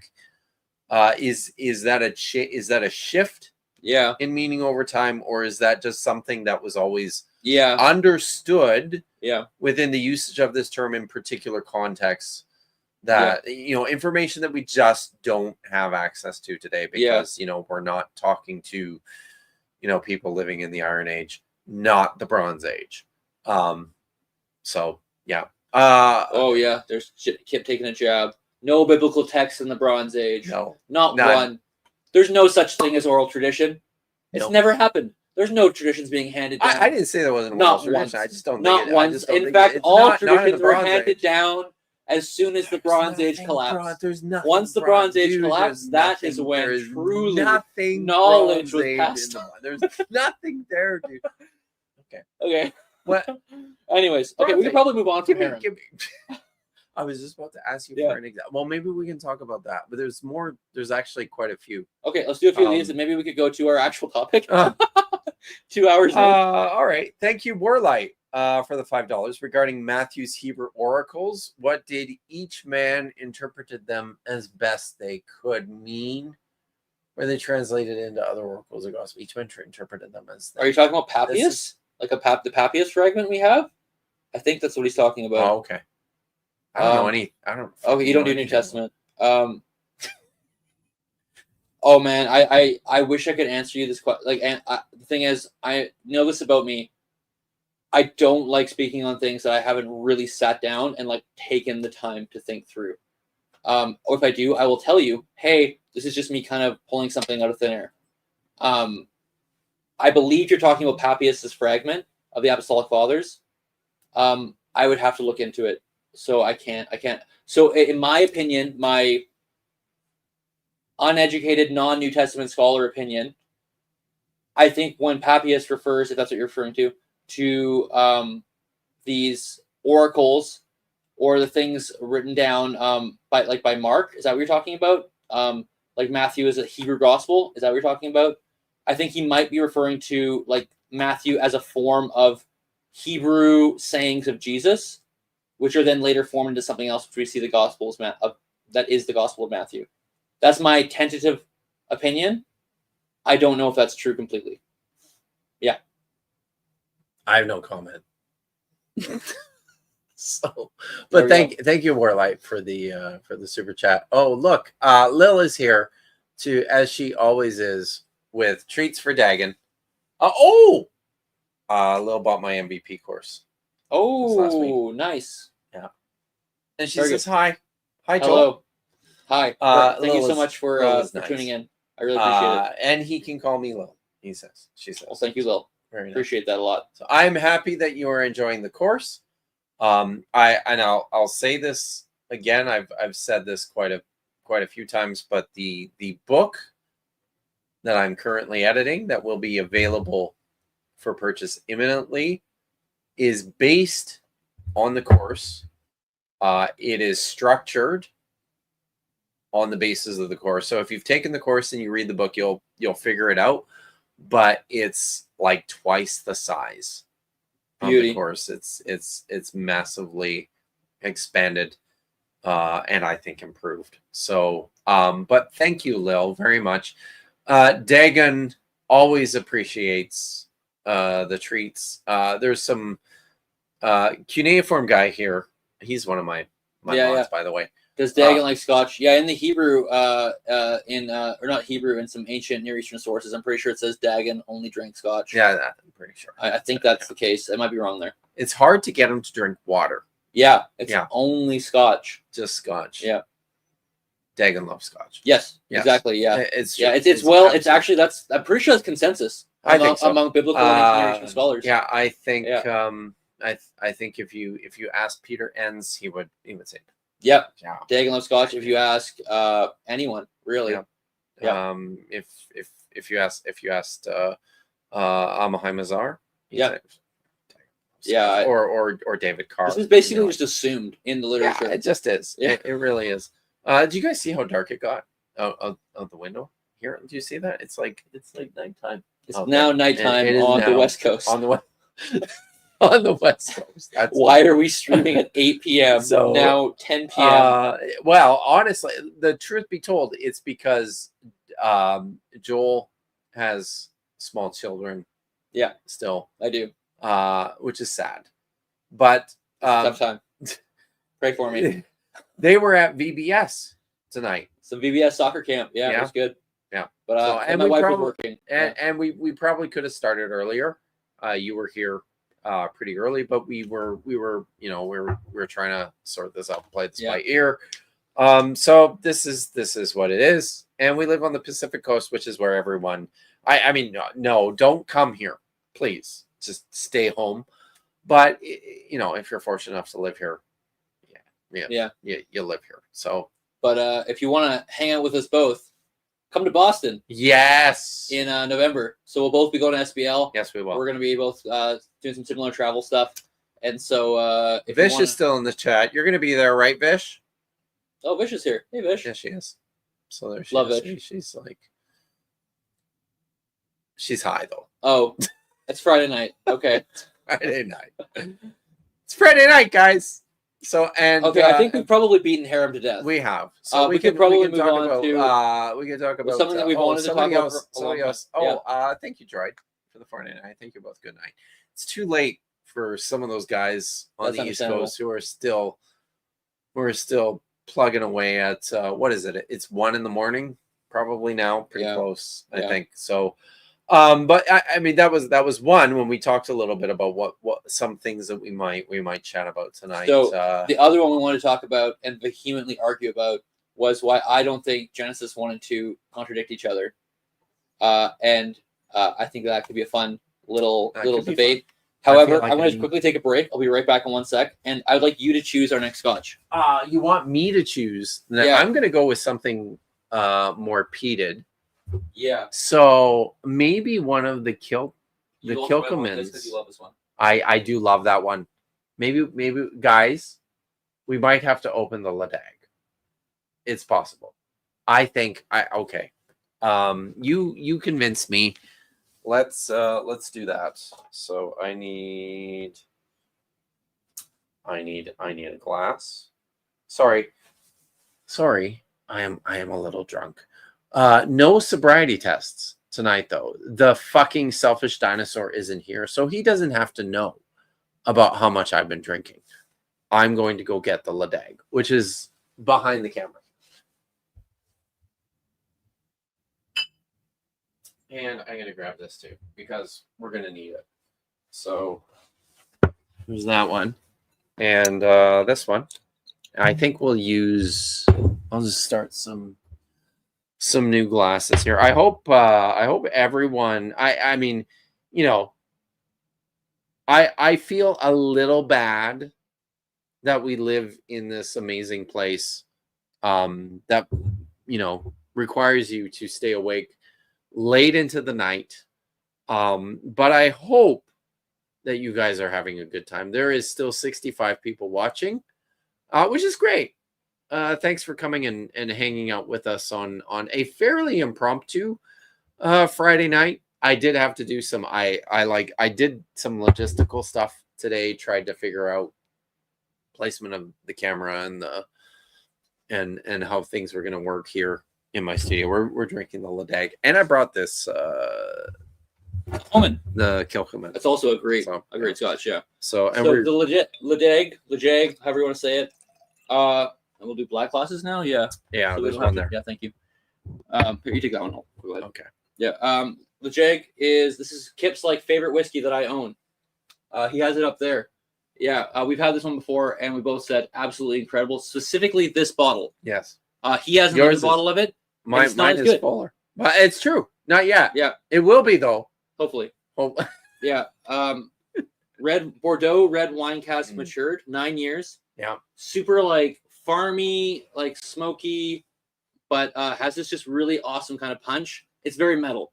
I think this is Very this metal. is a super Yes. metal scotch. Yeah, it really is. Yeah. That's why I love it. I had to go to Calgary to buy this one. He did. Where did you buy this one? Calgary. Because did you get this one in Calgary too? Yep. Wow. Cheers. Cheers. Cheers, everyone. All right, so Kip is a total moron. Yes. Oh, I actually forgot my water. Sorry, what's that? Oh. I'm an idiot. Okay. I am a total moron. Because If you watch enough YouTube, you will quickly come to discover that that I am a total moron in the opinion of many people. But I'm not wrong about this, guys. We're going to start talking about the two creation stories in Genesis chapter 1. that one creation story in Genesis, Oh, fuck off. that very Are we- coherent. Are we actually going there? I don't know if we're actually going there, but No. yeah. Are So we? let's get into it. Okay. Let's get into it. Yeah, yeah. So All right. Kip and I have had a fun time in private, going, and we actually haven't hashed this out. No, We haven't, but I've said to him, I need. I think Genesis 1 and 2 are a coherent set of stories that are not contradicting each other and are presenting a unified story of creation. And I stand behind that. I'm sure many of you know, people online don't think that. I think I saw Dan McClellan post a video like a couple weeks ago saying why Genesis 1 he and 2. has a New York Times bestseller. Never mind, I must be wrong. Sorry. I'm so sorry. I must be That's wrong. what I. To be fair, I think Graham Hancock was on the New York Times bestseller. I don't know what that is. Oh my God, he doesn't know who Graham Hancock is. You're Yeah. so fortunate. I don't You know. really are. You I don't know who You that really, really are. I'm just a little child. A little child. It's true. So now I think I need. This is the fucking frustrating thing here, right? Yeah. About scholarship is all the goddamn nuance. Yep.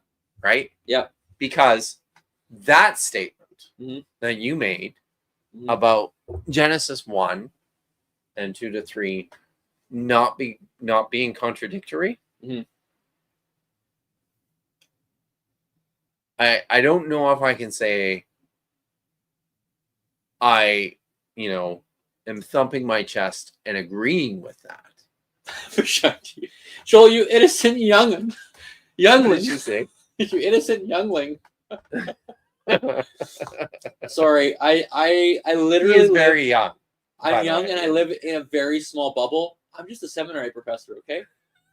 All right, I live in my little world. It's a tiny little seminary. Yeah, it's a tiny seminary. Actually, we're doing better than any other seminary out there, but in probably Western Canada. They captured TEDS, right? You guys got that? They annexed TEDS. Well, TEDS is coming in. We don't know what that means essentially, but yeah, and it doesn't matter. You Anyway, guys know what TEDS is, right? That's the Trinity Evangelical Trinity Divinity School. Evangelical Divinity School. It's like a Don Carson, Kevin Van Hooser, all those like big evangelical Dearborn. names. Was it Dearborn? Deerfield, Illinois. Deerfield, Illinois. Illinois. William Lane Craig. Was he there? He used to be. I didn't know. Yeah. Hey, David Falk. Y'all, he's streaming right now, by the way. Do you know is he that? still streaming? Oh God. we invite Are him you in? kidding? I don't You watch rookie? David Falk. I don't watch David Falk. Falk streams until midnight. His streams are like 4 hours. We could be. Isn't he in 5. Vancouver? Yeah. Should we just drive over there? You drive over there. I'm not going. Fuck that.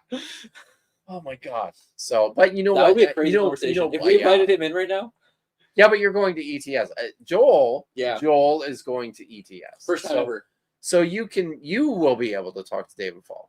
Sure. I won't because he's been barred from the SBL, so he's not even allowed. Oh wow. So Fun fact, man. These are the small worlds we live in. As far as I'm aware, and I could be wrong, I will be sleeping in the same room as Than from Inspiring Philosophy because there's a room at available ETS. at ETS. So Than and Michael being on it, like we're friends as well. So I'm still friend. I think I'm still friends with Than. I don't think he know. I'm likes you, pretty as far as pissed I'm at. I'm pissed at Than. I don't know the whole. And I don't mind saying it. The whole Men of El Zoot thing just fucking. yeah, I've just Pissed kind me of off, but started anyways. to realize what that whole thing is. Yeah. It's interesting. Anyways, yeah, that's a Yeah. word for it. But anyways, yeah. but you will certainly be able to rub shoulders with the now disgraced Egyptologist in Vancouver, attending ETS. I hope we shake hearty hands. I'm very eager to hear. Yeah, about I've only actually ever the- talked with David once. Yeah, right. Yeah. That's right. I forgot. Yeah. I won't get into that. Anyways. Okay. But he's a novelist now. Yeah. So Yeah, I think I saw that. Yeah. I I mean, that's kind of cool. Yeah. You have your creative outlet. Sure. so anyways, so Joel, Yeah. Genesis 1 and 2. Yes. Are these two different stories? Are these two different stories is not the same question as are these two coherent I stories that fit am together? aware of that, but are they two different stories? I don't know. Okay. I legitimately do not know whether Genesis 1 and 2 are originally, more precisely, Genesis 1 to 2, 3, or Genesis 1 to 2, 4a, depending on whether or not you understand the just Toledo. say Genesis 1 and Genesis 2 to 3 is fine. Yeah, but I mean, technically, it actually goes to 2, 4, 2, Sure, 3, or I 2, know, 4a. It's fine. I think the Toledo formula, that these are the generations of, points forward. So it's probably the case that 2, 3 is where it starts rather than 2, 4a, Mhm. or b, I should say. Are they separate stories? I legitimately do not know. I'm completely agnostic, and I do not care if these were originally separate stories. One was P, one was non-P, because I acknowledge, as I have from the start, that ancient Near Eastern literature, including the Bible, was based on a scribal practice in which documents were brought together. Yes. And editorial things were happening, and it was a communal authorship. I teach this Mhm. literally in my first year undergrad class. Communal authorship is how ancient Old Testament stories came together. It's good to see you, Russell. Sorry. Yeah. Governor. Hello, Governor. So if that's the Oh case, my God. what's up? It's the Dapper Dinosaur. Oh, he's Yeah. asking What about the about Toledotes? I'm talking about that right now. Yeah. So the Toledotes, I think Toledo points forward as a literary device in Genesis. If it points forward and not backwards, it does not work as a conclusion of 2, 3. If I'm getting the verse right, I'm not looking at it. Yeah, there are different ways. Yes. Pedantry. Yes, pedantry is how we live. It's where we make our money. Yes. So that being the case, if they were separate stories, I actually don't care at all. However, most people, or I many care a lot. people claim they are contradictory, which I then say, hold on a second. And so that's where I get into this, like where I say, Yeah. I don't think so. So, and the point that I usually settle on in this, because I think that nuance here, right? I think these are two separate stories in the beginning that have been brought together. Sure. I think the person who has brought them together has worked to make coherence out of them. I think they're, and I write about this. You can read about this when you purchase my great book, Joel. Oh, I will purchase it by the sending of the email, which you will send me because I ain't purchasing nothing. Oh, fuck off. You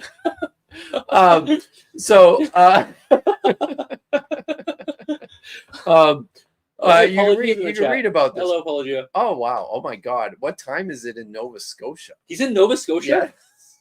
Go to bed, you idiot.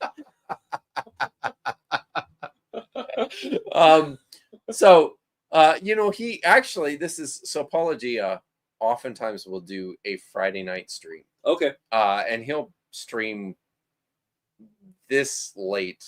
Yeah, I go to bed.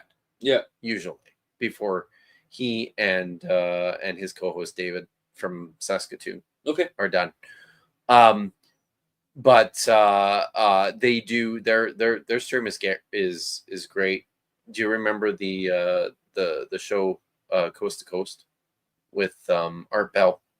Yes. And help me out. What's the other guy's name? Nuri. George Nuri. You remember it though, right? Vaguely. It was on in the middle of the night. Yeah. So they just play old episodes of that from the 90s and get drunk and laugh. Cheers to enjoying some fine liquor on So I guess I shouldn't be surprised that Paul in Nova Scotia is still awake. But I took your time slot, Paul. But what was I saying? We were talking about Yeah. creation stories. So so I think, and I write about this Mhm. in my book, that I think when you tease them apart, you can see things in each individual account that's addressing different questions and providing different answers, which makes me think that the monumental task undertaken by the editor to put these texts together, and the work that he did brilliantly to tie these texts together, because I do believe that you can read this as a coherent narrative. I think it's Quote, fine. cite. He said it. I think Coherent it's narrative. fine. It's not the best way to do it. In spite of that, I think we're missing things if we're not teasing these apart and understanding them on their own terms. Because Okay. and here's the thing. Yeah. One of the things that I think, for example, one of the elements of the Genesis 1 creation story that I think is integral is this idea of Tselem and Demot. The image, the image and likeness of God. What's wrapped up into that? What is the writer getting at with this particular story? That's not something that I think the writer of this second story is particularly interested in. And I completely disagree. Yeah. Oh boy. I could not more vehemently disagree. Really? Wow. Yeah. Okay. Because the Selim and Demot, Selim being a term for a divine image. Yeah. Which is what you would obviously idols. It's like a figurine. Like a figurine, an idol, a figurine, which typically is placed in the Holy of Holies of God, yes. the beer back to the sacred space. Oh, I'll do this all day long, all night long. And I think, listen, I think sacred space plays an important role in both stories. It's weird that suddenly in chapter 2 of Genesis, you have an image of God placed in a sacred space that is very much like either the Holy of Holies or the antechamber. That's fair. Weird that the Selim and Demot of Genesis 1 is now placed where it's supposed to be in the antechamber, doing its priestly service, doing a no, I hear you. No, I actually could have worded that better. So the Selim and Demot, they are both the image of God and priestly representation. So there is a conflation of ideas going on in the Hebrew Bible where they are both the image and the priest. They're both at the same time. So I could have worded that better. Agreed. Sorry. But in any case, because I'm an infant. Huh? What's that? Behind the shulim. See, you missed my stream, dude. I did. Sorry. So you don't understand. And I'll just say this. When Vish and I and what does Vish have to say? You've been voted off. What? I got voted off in favor, but apparently, does that mean that our stream sucks? Lame. Jeez. Try some nuance for once, you know? Right. Paul and Dave don't even do this in person. You know? Just saying. Anyways, so I think the Selim and Demot, which we have before you do that, I have to just point out that in the stream that Vish and I did a couple of weeks ago about Yahweh's junk, in Isaiah chapter 6, something happened in that stream which was pretty great, where she and I both, as we were talking through this text, came to see Isaiah. Who is Isaiah? Is he a high priest? I don't know. I don't know. We have no idea. Yeah. But maybe not. Isaiah, when he sees his vision of Yahweh, maybe he's in the I think he's probably not a high priest. I think he's probably in the Hekel, not in the debate. So what that means is that when he sees the vision of the glory of Yahweh, Mhm. which is probably Devere, Mhm. that means that the curtain, Mhm. maybe the curtain, is the Shulim, Yeah. right? Mhm. That's what's being blown apart. Yep.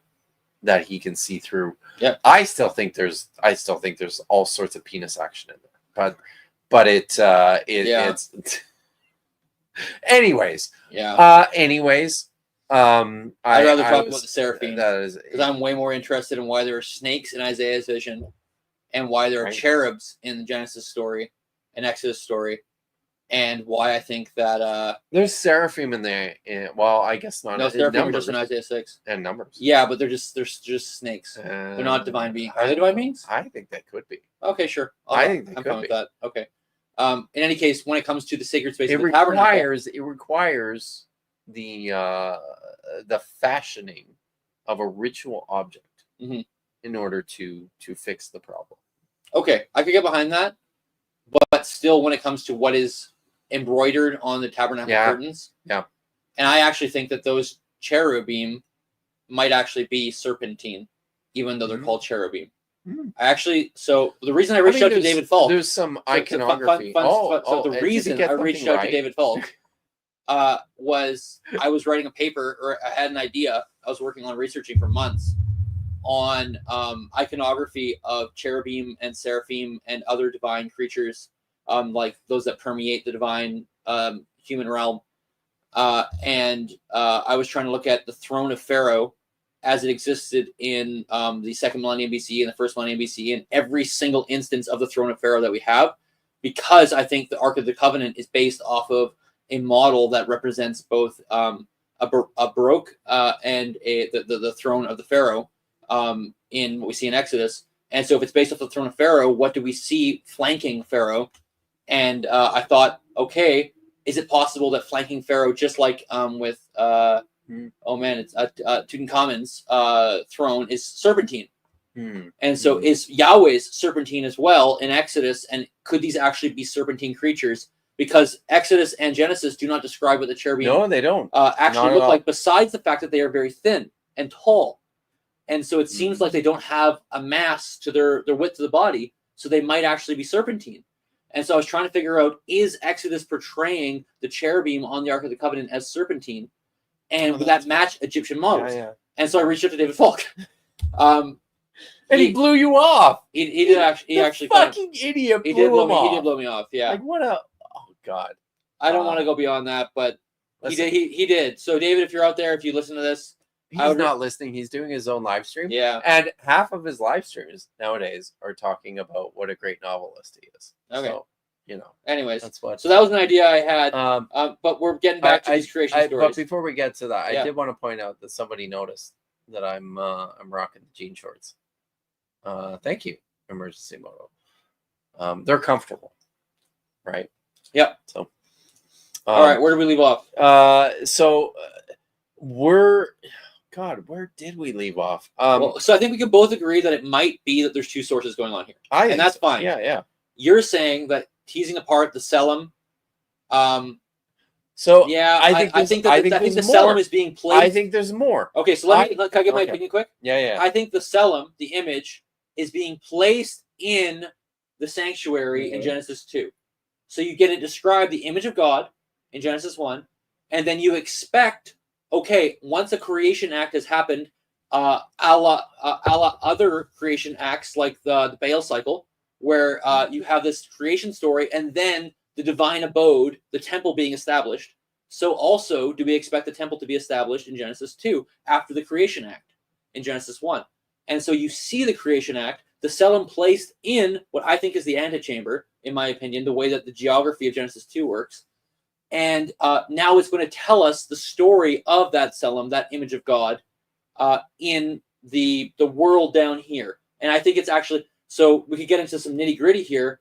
Genesis 2, I think, actually sets up temporally when this story is happening. It says before Yahweh had caused rain and before there was a man to work the earth.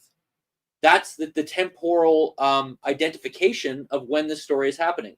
So it's saying, hey, by the way, before Yahweh caused to rain, that does not mean rain.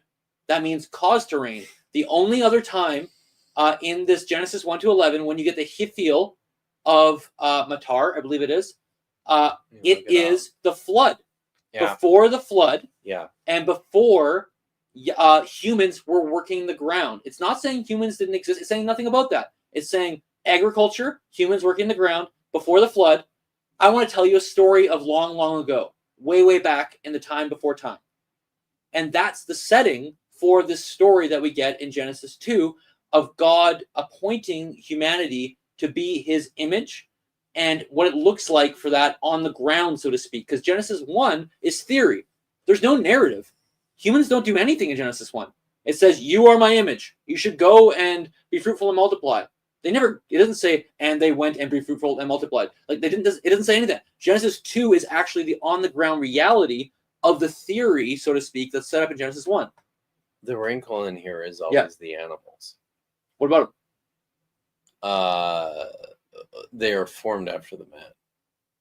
Yeah, you want to talk about it? We should talk about this. So I think you're wrong. I know you do, and I think it's ridiculous that you think I'm wrong. Okay, I'm gonna poke a real hole in that. Ready for it? Oh, sure. Okay, so here's a fun fact. Kip knows this. We had a private conversation. I was hoping for what Kip is alluding to is that in Genesis 2 it says that, and God formed the animals, and I'll talk more about that in a second. And this is after he already formed the animals in Genesis 1, right? Wait. And so I had talked to Kip and said, I wonder if the Vayiktol, it's a Hebrew form, could be a pluperfect. It's not a pluperfect. And you know what? Here's the thing. I texted you, Kip, and I said, I did a whole bunch of research.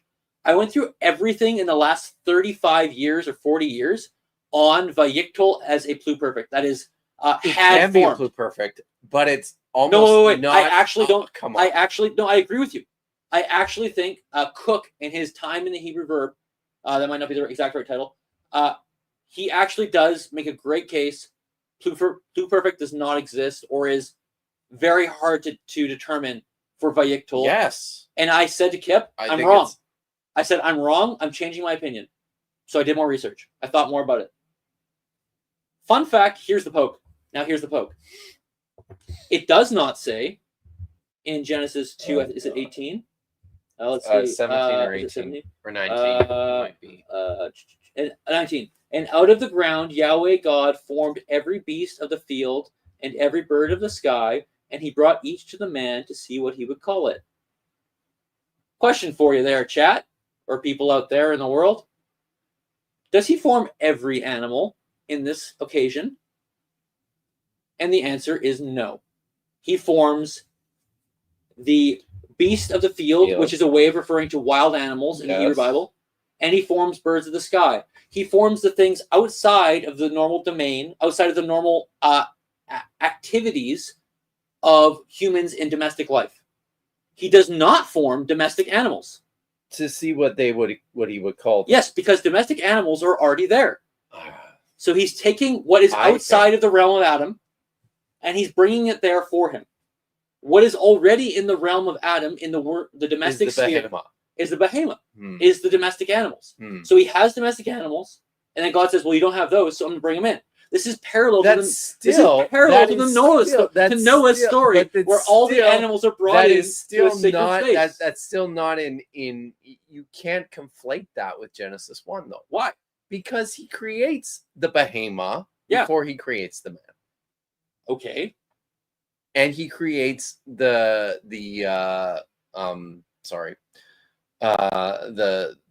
beasts. But the behemoth are here. I'm saying the behemoth are here. Yeah, so not referred to.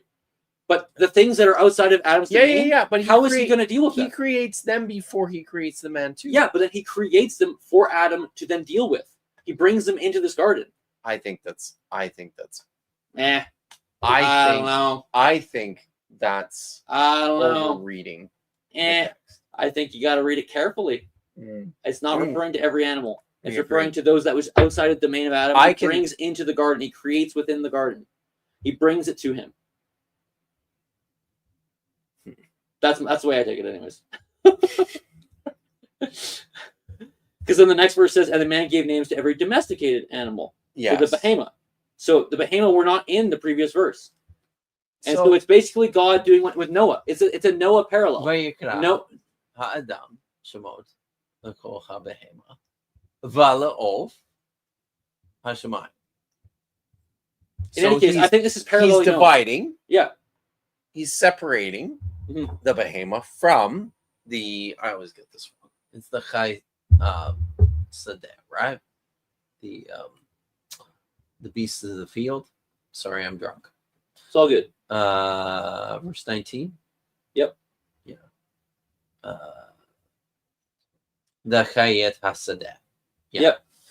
So, I think the Chayet Hasadah at this point Mhm. is a general category. Okay, not wild And- animals.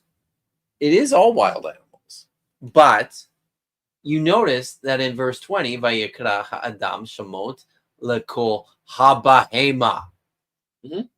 La'of Hashemayim. So he gave names to all the domesticated animals and the birds. Yep. So And the wild he is animals. Yep. he is separating Yep. from the wild animals. Yep. From this general category of wild animals, Mhm. useful creatures. Mhm. Still, it's like a subcategory at this point. I guess. Yeah. I think it's distinct. I think it's Yeah. the behemoth are those which would fit within general human domestic domains. And that's why you're a seminary professor now. And that's what. So this is it. So that's the reason why we disagree with each other. So, but yeah, but it's not a pluperfect. It's not perfect. I Thank actually you. agree with you. Thank you. So I will go on And- record saying I think if you want to claim a pluperfect for Genesis 2:19, is it? Yeah. We 2:19, and also it would also stand for Genesis 2.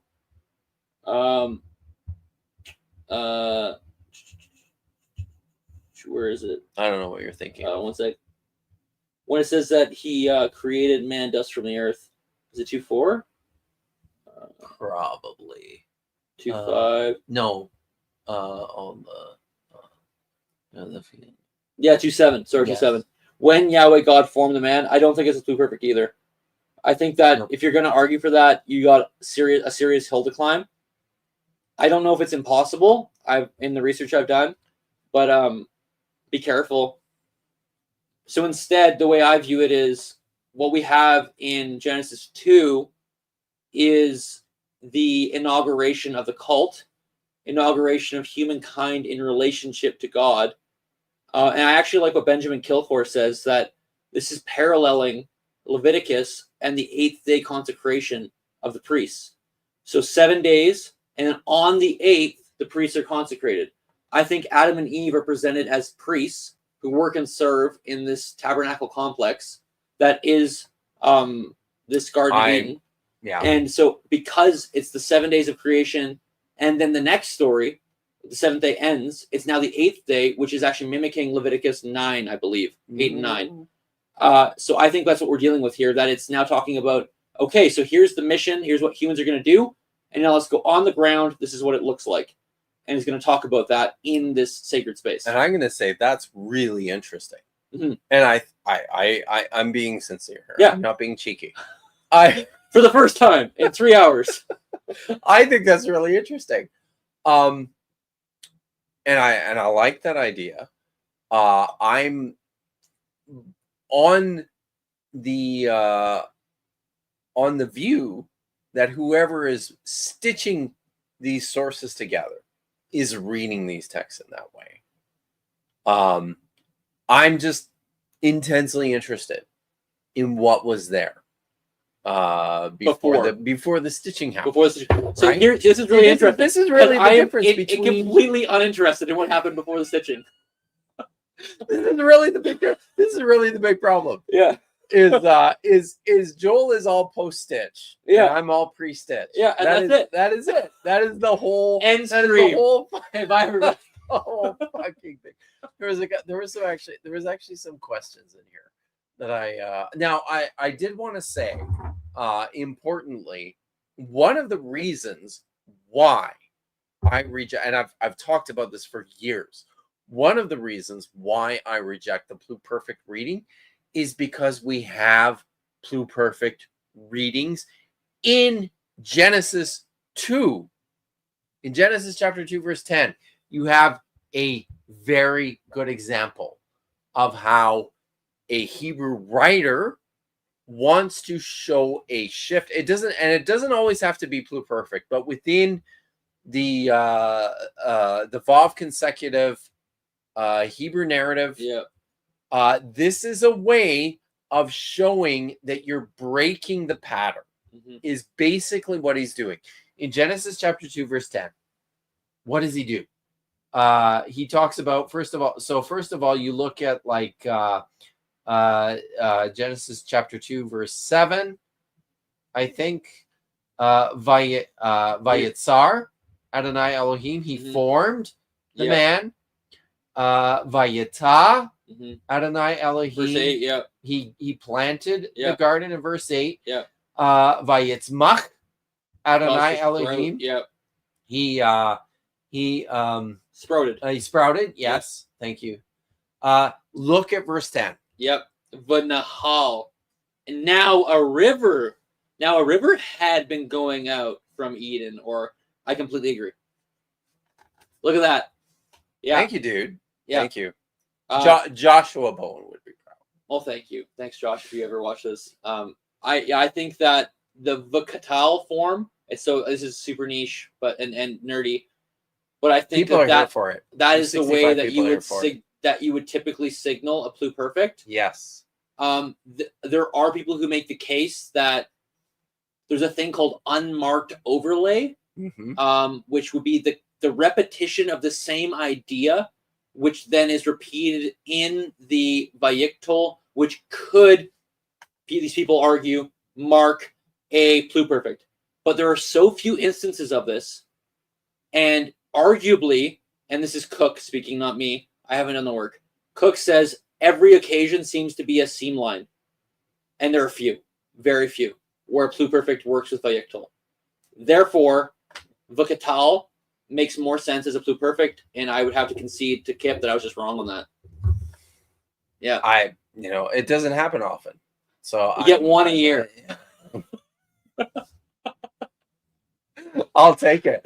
So I mean, there's a couple of Dapper Dinosaur. It's good to see you here. I will be on Dapper Dinosaur's channel tomorrow morning. Afternoon. Okay. We're doing, but it's sad because I have to watch Billy Carson videos. Oh, so yeah. Billy Carson, like the politician, or who? Which Billy Carson? Do you remember Wes Huff? Oh, that Billy Carson. That Billy Carson. Yeah. Oh yeah. Oh yeah. What a wild story. Yeah, it's fun. Is he still doing stuff? Billy Carson? Yeah. I was actually I mean, there's a whole thing I don't want to get into, but Josh and I were in conversation with Billy Carson to do something with Myth Vision some months back, but that's not happening. So anyways, he's still doing stuff. But Dapper Dinosaur wants to know, does Joel know what the one true church is and why it's the Oriental Orthodox Church? Yes, I do, and it is the Oriental Orthodox Church. What's the problem here? Why is the question? Because there's no other logical conclusion.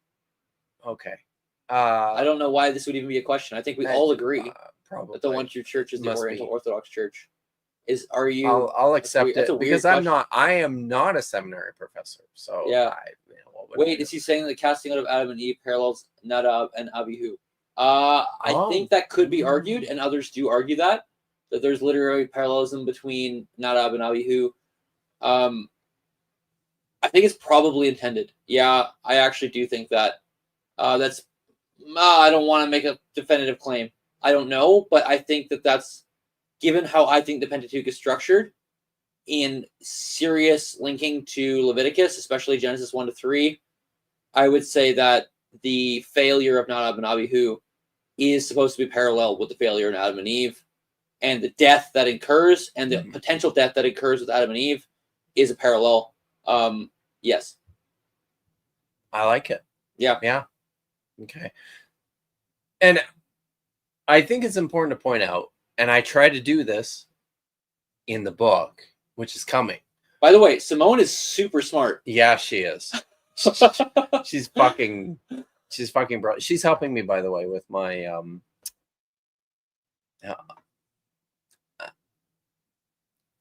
So was two it powers. Answers in Pre-Stitch Genesis? That's really great. That's Paula Gia. Oh, was it? That was such a great line.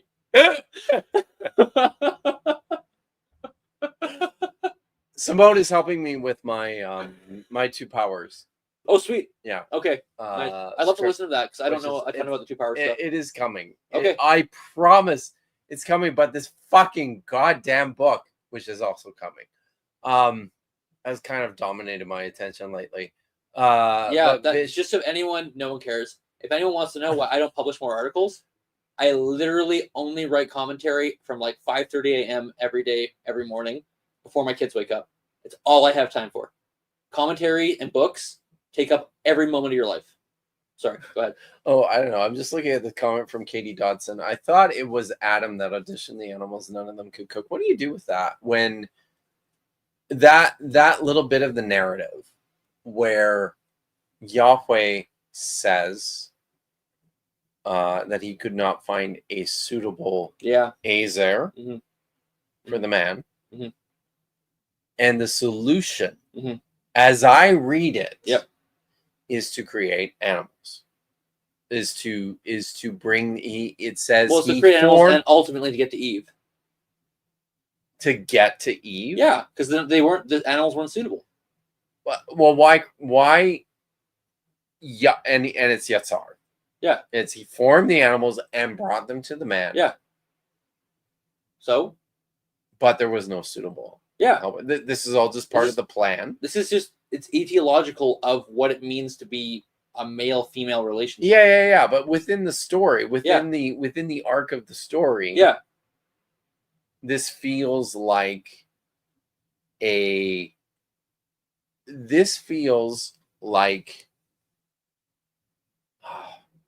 I'm sorry, I've been drinking too much. Well, I think it's just teaching that animals are not female mates. Yes. Yeah. So, this is part of the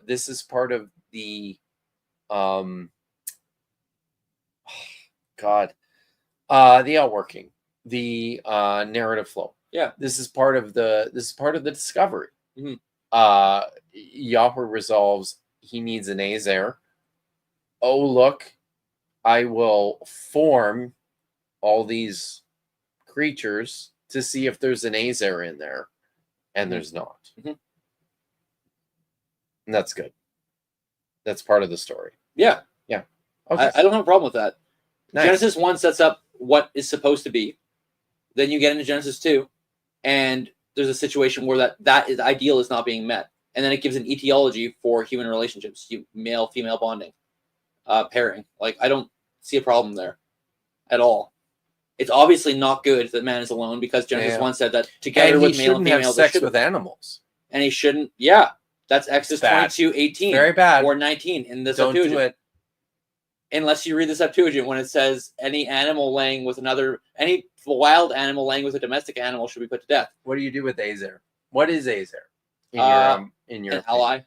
An ally. Yeah. Is it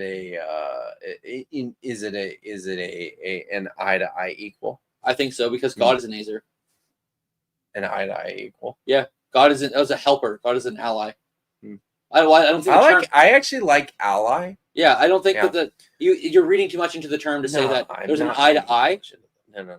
It's just what does the term mean? The term means an ally. Yeah. So the woman is an ally to the man. If you want to go beyond that, I don't know. That's beyond the lexical meaning of the term. Because if God is an ally to humans, the cognates. Yeah. Like in Ugaritic, it means warrior. Sure. Okay. Fighter, like it's a term of dominance. It's a term of supporting ally, a power. There's a power there, but again, you don't want. So here's a methodological thing that we would differ on. Just because there's a cognate doesn't mean that the cognate means the exact same thing. I agree. I agree. Yeah. But I think we should pay close attention to what the cognates are doing. Because like you can think of cognates in English, Oh, I know. where they mean very different things. Yeah. I can only think of crass ones between French and English. So- I'm not going to say them. and we don't have time to get into this. Well, But I here's think- one that's fine. Tabernacle Yeah. in French, that means something very different than the tabernacle. Yeah. So, and we don't have time to get into this or energy. And I'm just And we're spreading actually this. out of Legag 9 now. Oh God, you did out? I finish mine? I don't know. Yes. So that means it's time for the Kilcum. Have you had this one? I think you have. I don't. Maybe we did before. I'm trying to think if there's anything here that you'd be totally blown away by. Oh yes, blow me away. Well, no, I think that this would probably be it. There's one that's not peated that is incredibly wine heavy. Oh, If you like, I know you like wine. I do like wine. So the this one here is this is a 14-year-old Bruichladdich. It's my favorite distillery in the whole world. It is Wow. only matured in port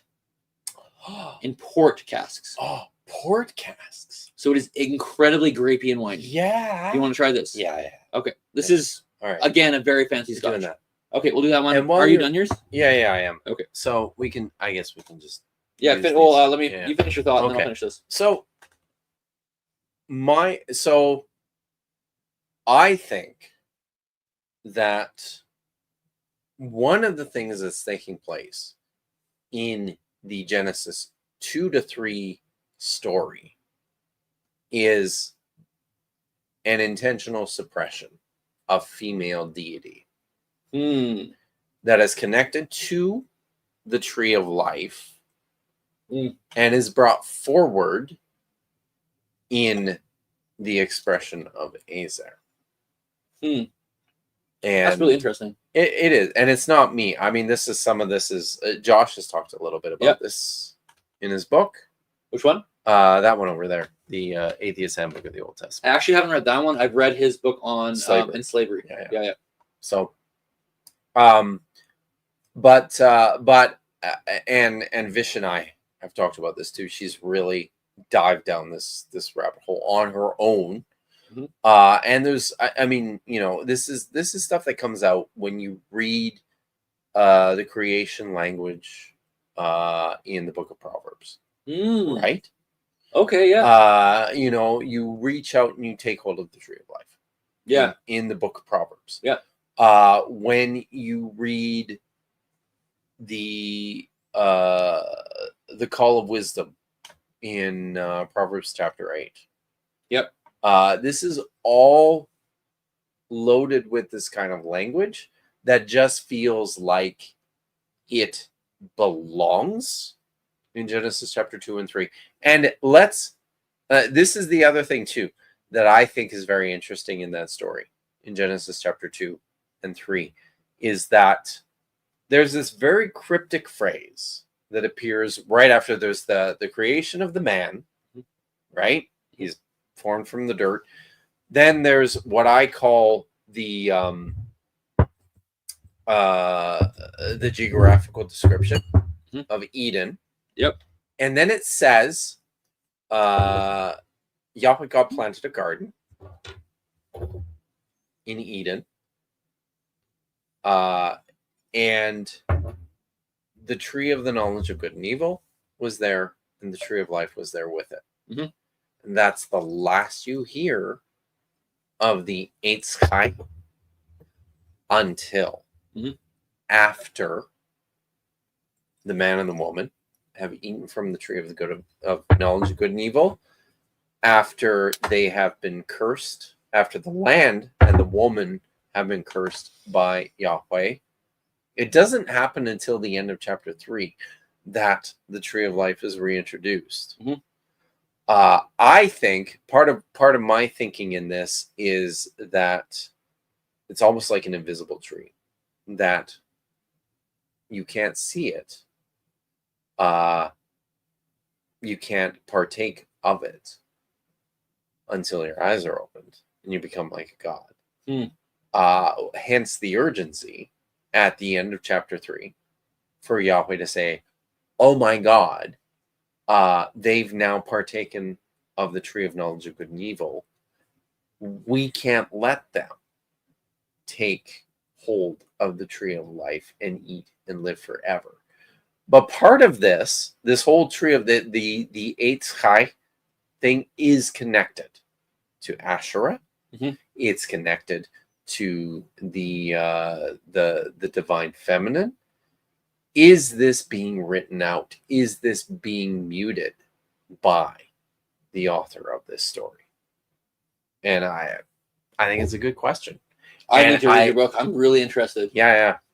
Yeah, because I definitely think that Genesis 1 and 2, 1 especially, is polemic against certain practices that are going on. I would agree. This is very common in the literature. Everyone knows this. If you've even like taken a singular eye to the literature, people go, hey, the greater light, the lesser light, it's not Shamash, it's not Yarea, it's not the sun, the moon, like these deities that existed, Shamash as a deity, like so polemicizing. And so maybe that's going on with the tree of life too. That's really interesting. I have to think about that. I actually don't know. Sorry, I got distracted by this weird comment in the chat. Sorry. What do you got? Sorry. I'm just looking at some more ally. No, more like partner. Ally, partner. Sure. All right. I like this better. Homie.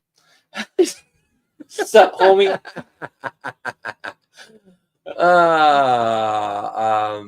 What's up with Yahweh increasing Eve's pain in childbirth? Depends how you translate that word. I understand that word to mean. Now I'm forgetting the Hebrew term right now, so I will look it up. This is Genesis chapter 3. Genesis 3. Yeah, sorry, it's late in the night, and I'll just let everybody know, because if anybody's actually following the stream this late, I actually started a new medication today where my brain. You're doing great, by the way. Yeah, so my brain is not 100% right now. So thank you for. He's coping. It's coping. It's total copium. But my brain is not 100% right now. We are looking at verse 16. When he said, "Is it? It's Savon. Savon. Harava.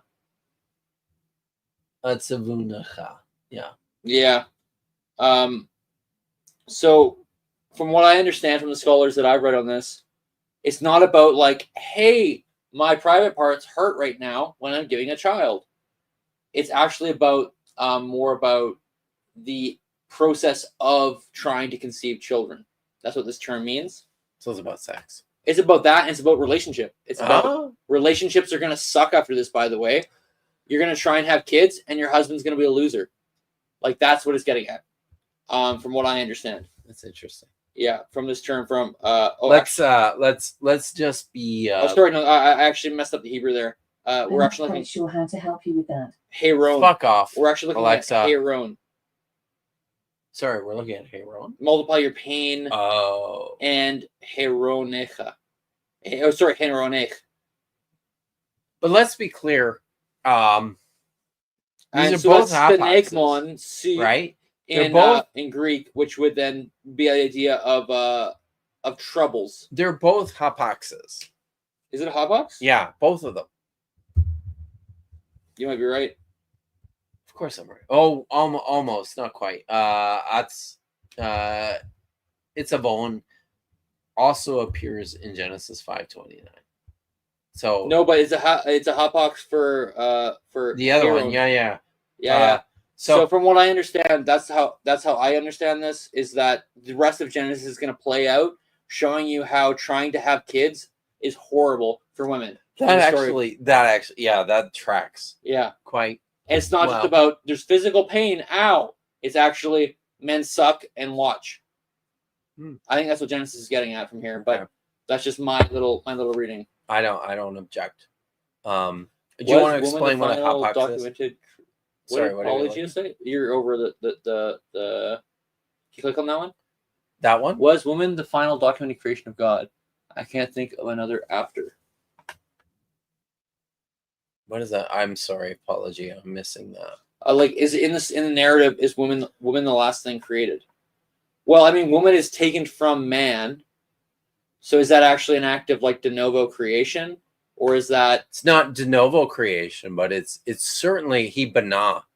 yeah. So this is the really interest. I think one of the really interesting features of this story is the usage of this verb bana Yep, it's very interesting. to describe the creation of Isha, the woman, from the Selah, the rib or the side. Yep. There's a lot going on there. There are very important connections to be made with other ancient Near Eastern texts and cognates. Are you looking at? I'm just looking at chat. It's hard to see. I'm sorry. That's fine. Go ahead. But but I do believe. I think she's the last. Yeah. There's nothing that happens after. I can't think of that. anything No, else. I don't think so. I think Yeah. that's right. So I think we have different explanations of bana as well, because I think probably. bana is a pun. So I think that Semitic literature is very heavy on puns, and so Kip's read my article on the Golden Calf story. I literally base the majority of my argument on puns. Like it's seriously based on puns. Yeah. And so I think that's a serious player. And so when it says that God banad or Yahweh banad the woman, what else does he banad? So he banads the Azer, and he also banad, or then Cain later on in the story banads the ear, and the ear looks just like the Azer. And not only that, but does that also look like the oat? And you've got all these terms that look similar. They're homographic in that way. And so it's actually making puns and allusions to each other. So God makes an ally for Adam, which is the woman. But Cain says, screw that. I have some wife. Who cares about her? I'm making a city. I'm bana'ing an ear instead of an Azer. And so I think that this is literary pun going on. Whereas I think Kip would go more in the direction of cognate language. Yeah. Which is fine. But again, methodology wins the day. The methodology that you start with is the methodology that gets you to your answer. If you don't think that everybody comes with methodological presuppositions, you don't understand what's going on here. That's fair, right? Yeah. But being a biblical scholar is owning your methodological presuppositions. Yeah, and I own mine. Yeah. This is where I I'm do too. from. Yeah. Right? But when you don't own it, I think that's where you get mad at people. Yeah. Because Absolutely. Absolutely. It's when you go, Yes. oh, you're making a claim, but you're not allowing your presuppositions to come into play. Yep. I'm You wide get open it. with my You get it, presuppositions. dude. You get it. By the way, we should review this really quick. Oh yeah. So, nose. This is for everybody out there. I'm enjoying it. This is cask I already 580. had a couple of sips. This is a British Columbia distillery. However, Holy shit. they have From taken where? Bruichladdich, which is one of the most famous Islay distilleries in Scotland, taken a cask and brought it to British Columbia and then bottled it. Where is this place? Somewhere in Vancouver, I believe. Oh, okay. This is 14 years, but it's actually 16 years because I looked it up. They were held by Canadian Customs for 2 years. So this label was not because of tariffs. No, 2 years this label was held because Canada couldn't get its stuff together. And so it's actually 16 as Canada does. Yeah, 16-year-old in Port Hogshead, distilled at Bruichladdich. So it's 16-year-old Bruichladdich, unpeated, so not smoky, completely matured in a port wine cask. What do you think?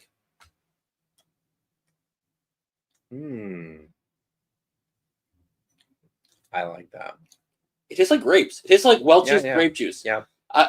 My wife tried this, and she's like, "It tastes like communion wine or communion juice." That's awesome. But without the hit. That's awesome. It's like weak grape juice. Yeah. Yeah. That's fair. Yeah. Yeah. No, I agree. Yeah, it's very grapey, super grapey, very porty. This is hangfishy again. Huh? I still wonder if the four rivers equate to four main blood vessels in reference to Tiamat's body being used to create the cosmos. Is the number 4 associated That's with Tiamat in New I don't think so. Now, But I would have to look. I'm totally okay if that's true. I can't remember Yeah, that. you would be. If that's true. Because that's, I mean, that and that would be because that would be a conflation And a polemic piece. too. Yeah. Yeah. I think the rivers are instead, in my opinion, showing the known world at the time. Mm-hmm. I would agree with that. Yeah, and it's saying that the primordial springs of divine water that give fresh water to the world go to all the world at this point in time. Yeah. Outside, But Eden. they all come through Eden. From the Eden Mountain. Yeah. Eden is a mountain. Yes. Eden is not flat. That's a Joel thing. That's very good. Wow. Look at that, another one. So I like that part of your presentation. Is the Eden. I got a couple. I got like 3. Uh, All right. well, you bring me scotch. I do. Yeah. You have to say something. I have to say nice things. And honestly, I'm just kind of going through this. Job is kind of predicated on this is Simone, on the inaccessibility of Chokhmah, which is the domain of the divine. I guess. Inaccessibility. Is Job really about Chokhmah? I don't know if it is. I have know. I have my own whole thing Job is so hard with Job. Yes, it is. Job. So I tell my students, first year students, I think Job I told is you the this, right before we steak started. dinner. I don't remember. I think I mentioned to you Simone's working through. Oh, I think you might have. Through Job. So what I say is that Job is the steak dinner of the Hebrew Bible. You're not ready for this until you can really taste some food, like really see what this is about. Yeah. It's not easy. So I'm not sure. It's interesting, Simone. How can all the trees pleasing to the eye? If one is invisible, how can this is for me. How can all the trees be pleasing to the eye? Genesis 2:9. If one is invisible. What do you mean invisible? It's a good. Well, that was my point. Was that the Eitz Chai? Yeah. It's not something that the people are aware of until after they eat from the tree of knowledge of good and evil. And he says that I just make stuff up in the text. Fuck off. Their eyes are open. Not yet. No. Exactly. They can't see it until their eyes are open. Yeah. Okay. So now I have to look at Genesis 2. So and this is my crazy shit, Paul. Paul's read my book, by the way. Okay. So he understands. Okay, so when their eyes are open, they could actually see the trees. Yeah. The text doesn't say that. No, it's there. The tree is just there. It's part of the flow of the narrative. Now this guy wants to get in a narrative. When I'm like narrative this whole time. Literary criticism over here, and then finally he wants to come in when he makes a point. I'm just going back to the text here. Misabak Adonai Elohim min ha'adam kol eitz. Sorry, my text is really small. Nechmad. Yeah, I don't know. It seems like Eve presumes in 1 to 4 or 3 1 to 4 that the tree is understandable. I don't know if I agree with you there, Kip, but I'll have to think more about it. Because she eats from the tree and then they're open. So they know. They are desirable, which is an important word to look at and good for eating. But I would say, Paul, so you've got kol eitz in the first part of that phrase. All the trees. Let me back up. Yahweh God formed or plant or sprouted from the earth all the trees desirable for looking at, and good for eating. But then you've got the Eitz HaChaim B'toch HaGen, and which could be translated as but. Yeah, you could. Yep. The tree of life was in the midst of the garden. The Eitz HaDa'at Tov V'ra, and the tree of the knowledge of good and evil. So, and I would say too, that part of what supports my position is that the tree of knowledge of good and evil is not good for eating, according to the narrative. I almost might agree with you. Oh, dude. I think that it's not good for eating yet. I think it's yeah. I think it's like You're not gonna knowing good and evil. You're not gonna bring up Revelation, are you? No. Knowing good and evil is something that's to be developed, and so they prematurely grab at knowing good and evil. Tell me about how this works for you. Yeah. By the way, someone said I was doing apologetics. Come on. I wouldn't even be that mean. I'm trying my hardest over here. If you haven't watched any of my videos, I'm trying my hardest not to lean into any of that. Yet, hello, I get accused of it. Wow. It's a tough crowd, dude. It is a tough crowd. It is. I'm definitely in. My home audience. advantage. No home advantage tonight. My audience is fucking smart. They are. Simone So, in particular. yeah. Simone is nuts. Yeah, she really is. And Vishanti, nuts. Yeah. So, but I wanna know more about. God damn it! Tree of Life. Mm-hmm. How does this work? Mm-hmm. You said, what did you say? You said something. I've had too much whiskey. This guy can't even drink 3 glasses of whiskey. God damn it! It's been like 6. For maybe. We had like 2 before the stream even started. Yeah, we did. You need the we did. Yeah, we did. Oh, I'm agreeing, but dude, it's like these are small glasses of whiskey. Fuck off. I'm 50 something years old. I could do like 6 more of these and be fine. Shut up. Shut the Sorry. fuck up. Okay, so knowledge of good and evil. Tree of life. What are you asking? What was I asking? I don't know, man. Jesus. Chat, help me out. What was I asking? I'm fine moving on. Okay. Moving on to what? Good night. It's 11 o'clock. It is getting late. Western Pacific. It is. Time. It is 11. You should probably. So everybody go home else who's not on our time frame, especially Apologia. children. Dude, what are you doing, you idiot? Right.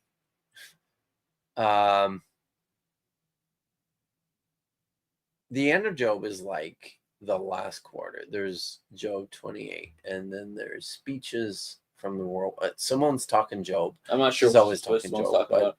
I really am interested in Job. The bits of Elihu, I think. Okay, she's talking to someone else. Okay. Unfortunately.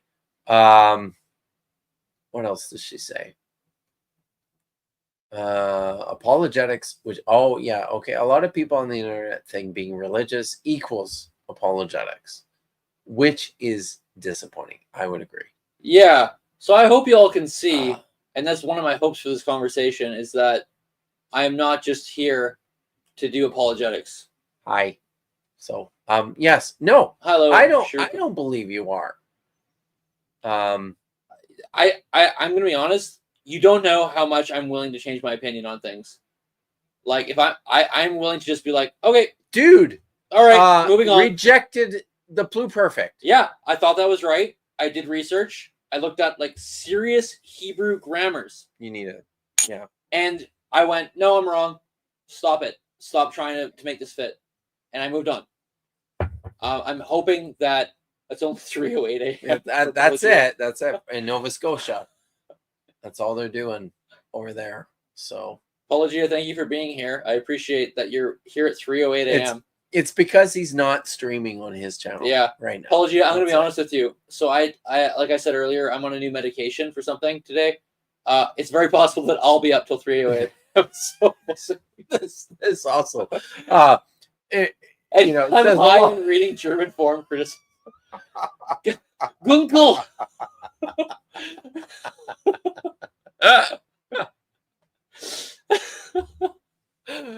Oh my god, That's really funny.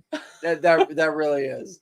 Ian Kiambi is a regular. So if everybody sees me closing one eye, it's because my contacts get really dry at this point in the evening. We should probably. No, it's fine. I'm good, but that's because I'm trying to read the screen. We're hitting like 3 hours here. I actually think I only have less than 4 hours left on my free on my StreamYard Oh, before it resets tomorrow. So okay. which is fine because I have a stream tomorrow, guys. Where's the camera? I was pointing at the television. I have a stream tomorrow. Budget Scripture Saturday is coming back tomorrow night. Also at the insanely late hour of 8 o'clock Pacific, 11 o'clock Eastern. There's a few times that I've like gone to bed and opened my phone and gone, why is Kip streaming at 11 p.m.? It's because do you know the story? No. Do you know the lore? No, I have no idea. So my friend, Maya Adkison, was like on a Saturday night, like 2 months ago, going, I'm bored and no one's streaming. You should stream. Yeah. And I was like, no, why would I do that? Because it's like late. Saturday, and yeah. I like, what? You think I'm just gonna stream because you? And it turns out I did. What are we doing right now? Right? Yes. So, anyways, it became a thing, and Nitty and Dr. Tapioca Weasel. Dr. Tapioca Weasel is help me out, chat, an astrophysicist, I think, who works at like a lab. That's super cool. In the Silicon Valley. But he comes and co-hosts with me every second Saturday, which is tomorrow. Budget Scripture Saturday tomorrow. So it's basically the premise of the show is Bad Science Sunday, which is Maya Adkison's show that she does on Sunday, except instead of the science, it's like crazy Bible shit. Man, I feel like we could really do that. Because this is where a seminary professor and an atheist biblical scholar might get along. There is crazy biblical stuff out there. Look, we did do you know Testify? Eric Manning? No. He's been on Michael I don't Jones. know. Sorry, I don't follow these things that much. He's like Undesigned Coincidences. Do you know that? Oh, like McGrew's. McGrew's, yeah. Yeah, no, I'm not into that. Sorry. So, but Nitty pulled up this video that he did 2 weeks ago, it was brutal, dude. It was like anti-Semitic slop. Ooh. It was brutal. Yeah, the undesigned coincidence yeah. thing does not make methodological sense to No, me, it does. especially in light of how literature is written in the ancient world. No. Yeah. No. It's what happens. By the way, Paulogia just said that he's trying to make a fund for you to have StreamYard actually on Pro and not. I know he's been trying. He is very. You know what he hates? He hates the duck. I love the duck. I love the duck. I like a duck. You know what? I was just at the river. My kids were looking at ducks and going, "It's amazing." I forgot to do this for my 20K sub stream. Yeah. I used a promo for like the upgraded StreamYard so that I could have like 10 people on the stage. Oh, that's why you have me on there. Okay. Yeah. That's the only reason I got invited. But I was going to, and one of the perks of this, the paid subscription is you don't get the duck. Yeah. In the top right hand corner. But I found like a big golden duck. And I didn't do this, but I'm going to if I was going to stick the big golden. Sorry, I saw someone mention Ron Hendel. And I went, oh, Ron Hendel. Where? But last comment down there, you can see her there, Simone. Up there. Yeah. Yeah, Ron Hendel's recent commentary. I actually haven't had time to go into it yet. I've read bits of it. I haven't read the whole thing. Ron Hendel, I'm okay with. Good guys. Joel is okay with Ron Hendel. Oh, look, the weasel is here. Who? Dr. Tapioca Weasel, the astrophysicist. You've written no books, Kip.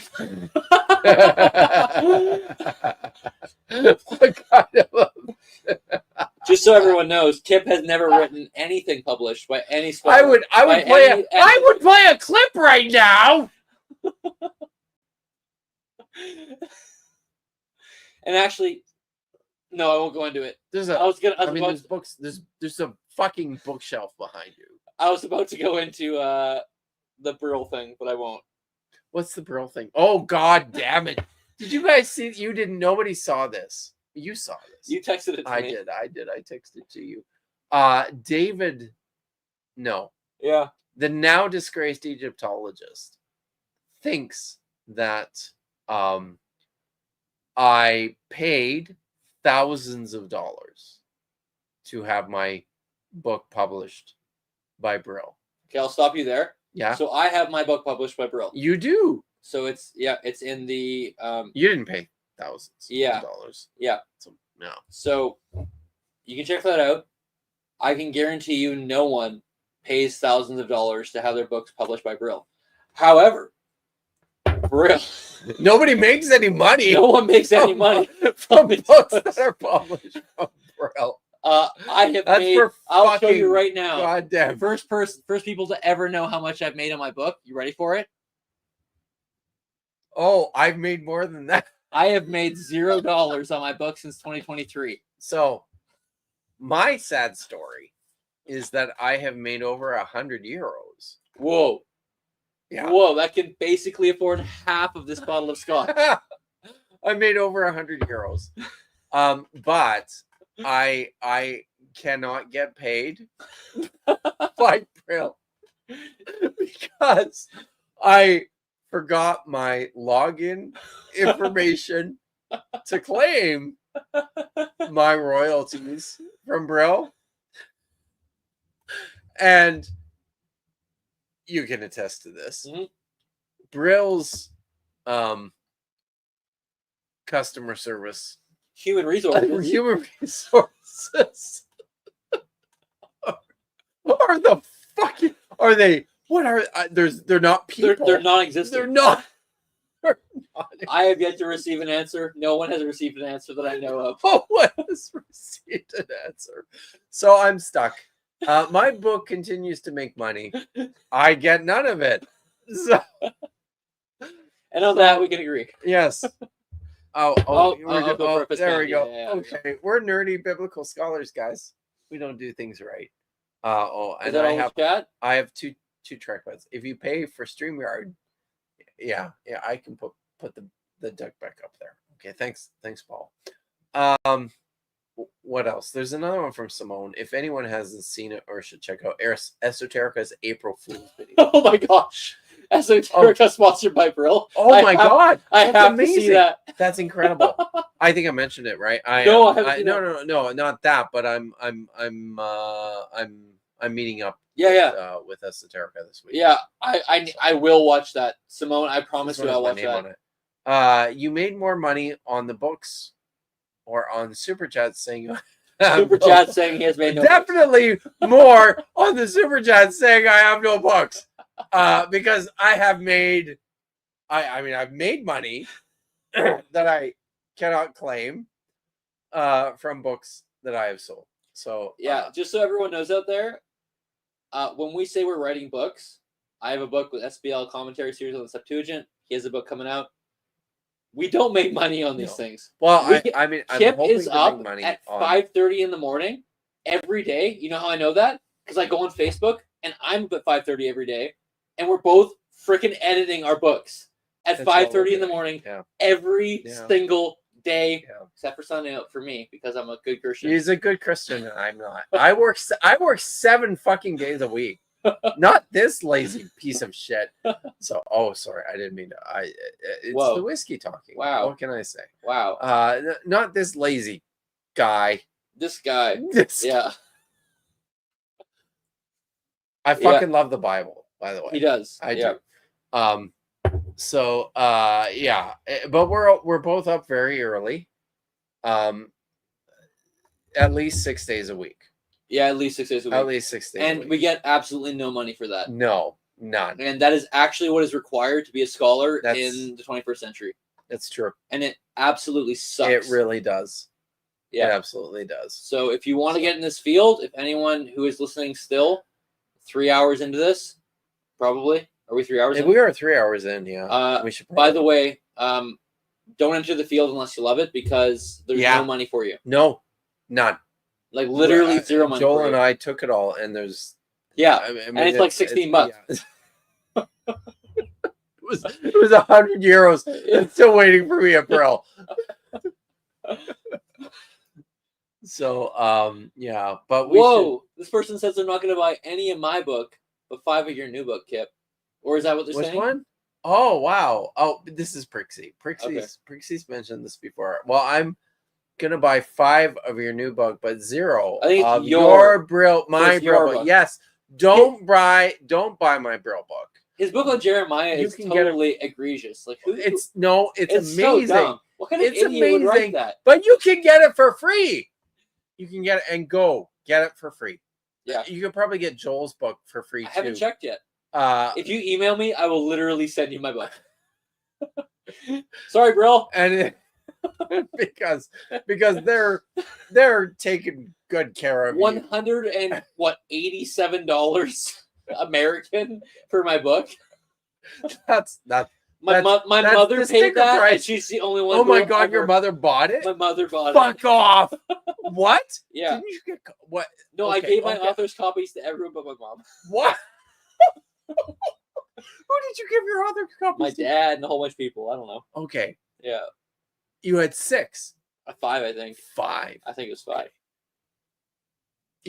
Moving on. Okay. Moving on. All right. That's sensitive. Don't let me shame my mom I'm online. trying to think. I'm pretty sure my mom got. I'm just saying. Wow. And Okay. all biblical scholars will sit in their own vineyards and eat and be satisfied. And so, yeah. The vision of Isaiah and Micah and elsewhere will be completed when we finally actually get money. Yes. Yes, it's true. All right. Well, you know what, guys? It's been 3 hours. Is it 3 now? Yeah, it is. It says up here. You see the red? No, I It's don't. up in red I can't see that. up here. Oh, wow. 30839. My gosh. There's, Wow. There's 61 people still watching this People at watching 11:21 p.m. Pacific time, Wow. which means that people like fucking Paulogia are awake at like 4 a.m.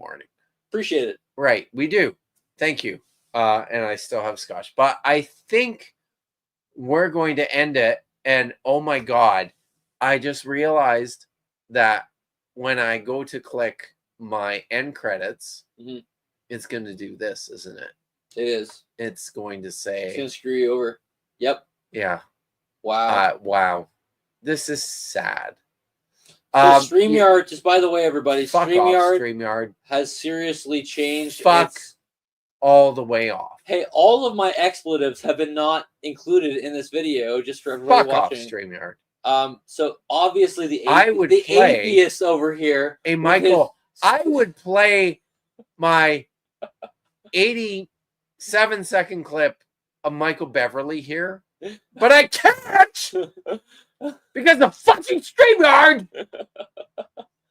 Yeah, and so I will be my more tempered God. and moderate in my response and say StreamYard has definitely messed with Kip here, and there's not much we can do to end the stream because there's Well, supposed to be. there's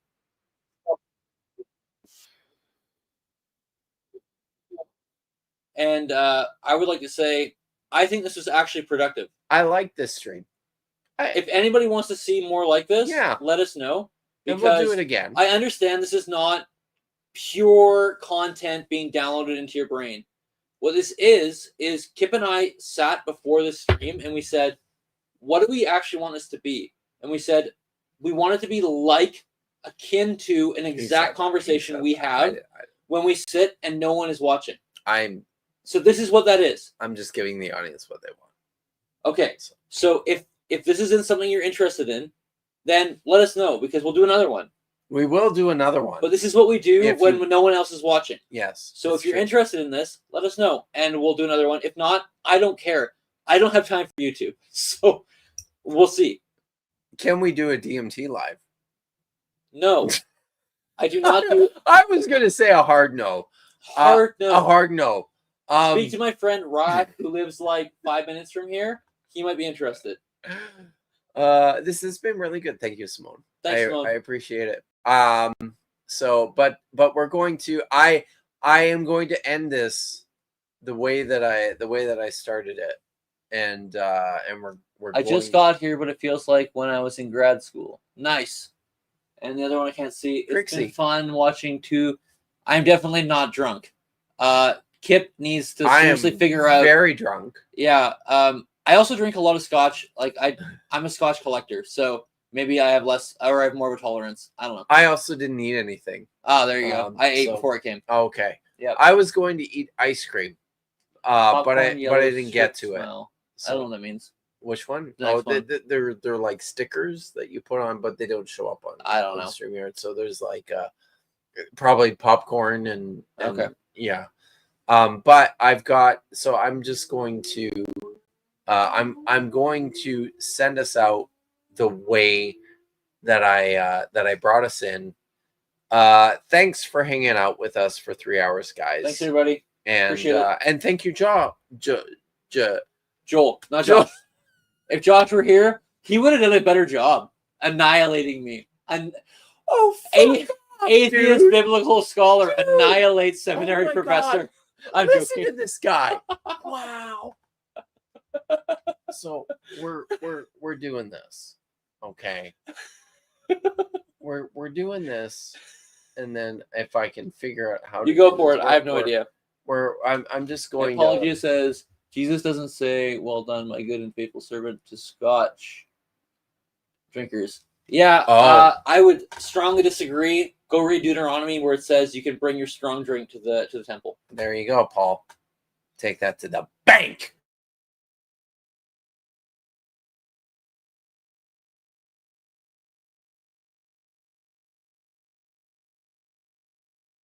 TikTok stream where you're talking about the Hebrew and answering people's Hebrew questions, because there are probably a bunch of those. And people are just like, what about the Hebrew in Genesis 3? And, well, there's debate about this, and you can, talk about that shit. Yeah. So, anyway. But, hey, you get out of here. I'm going to jump off here All right. and get inside. Okay, But, cool. have fun. Will I'll do. talk to you soon, man. Yeah, for sure. Uh-huh. Later.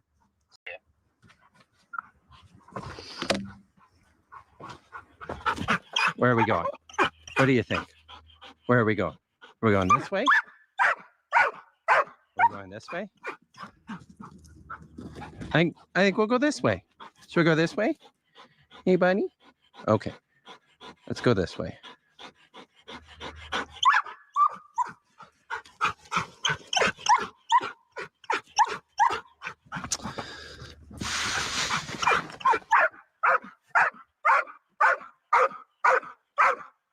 Go!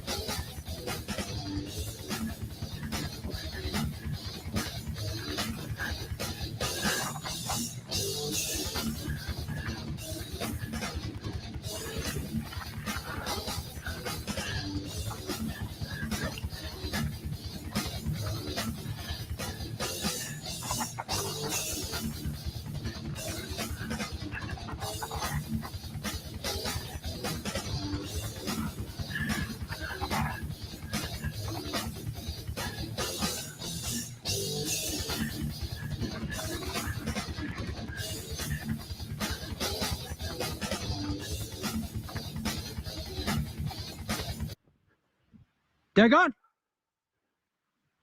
Where'd you go, buddy? Oh my goodness, there you are. Come on.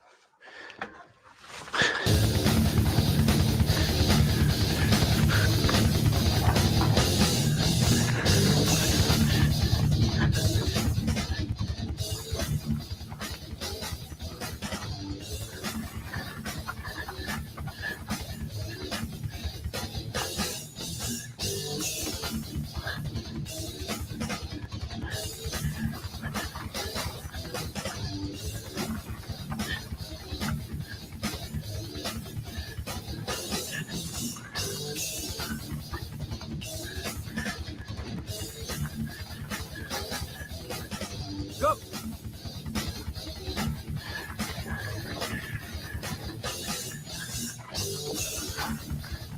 Go.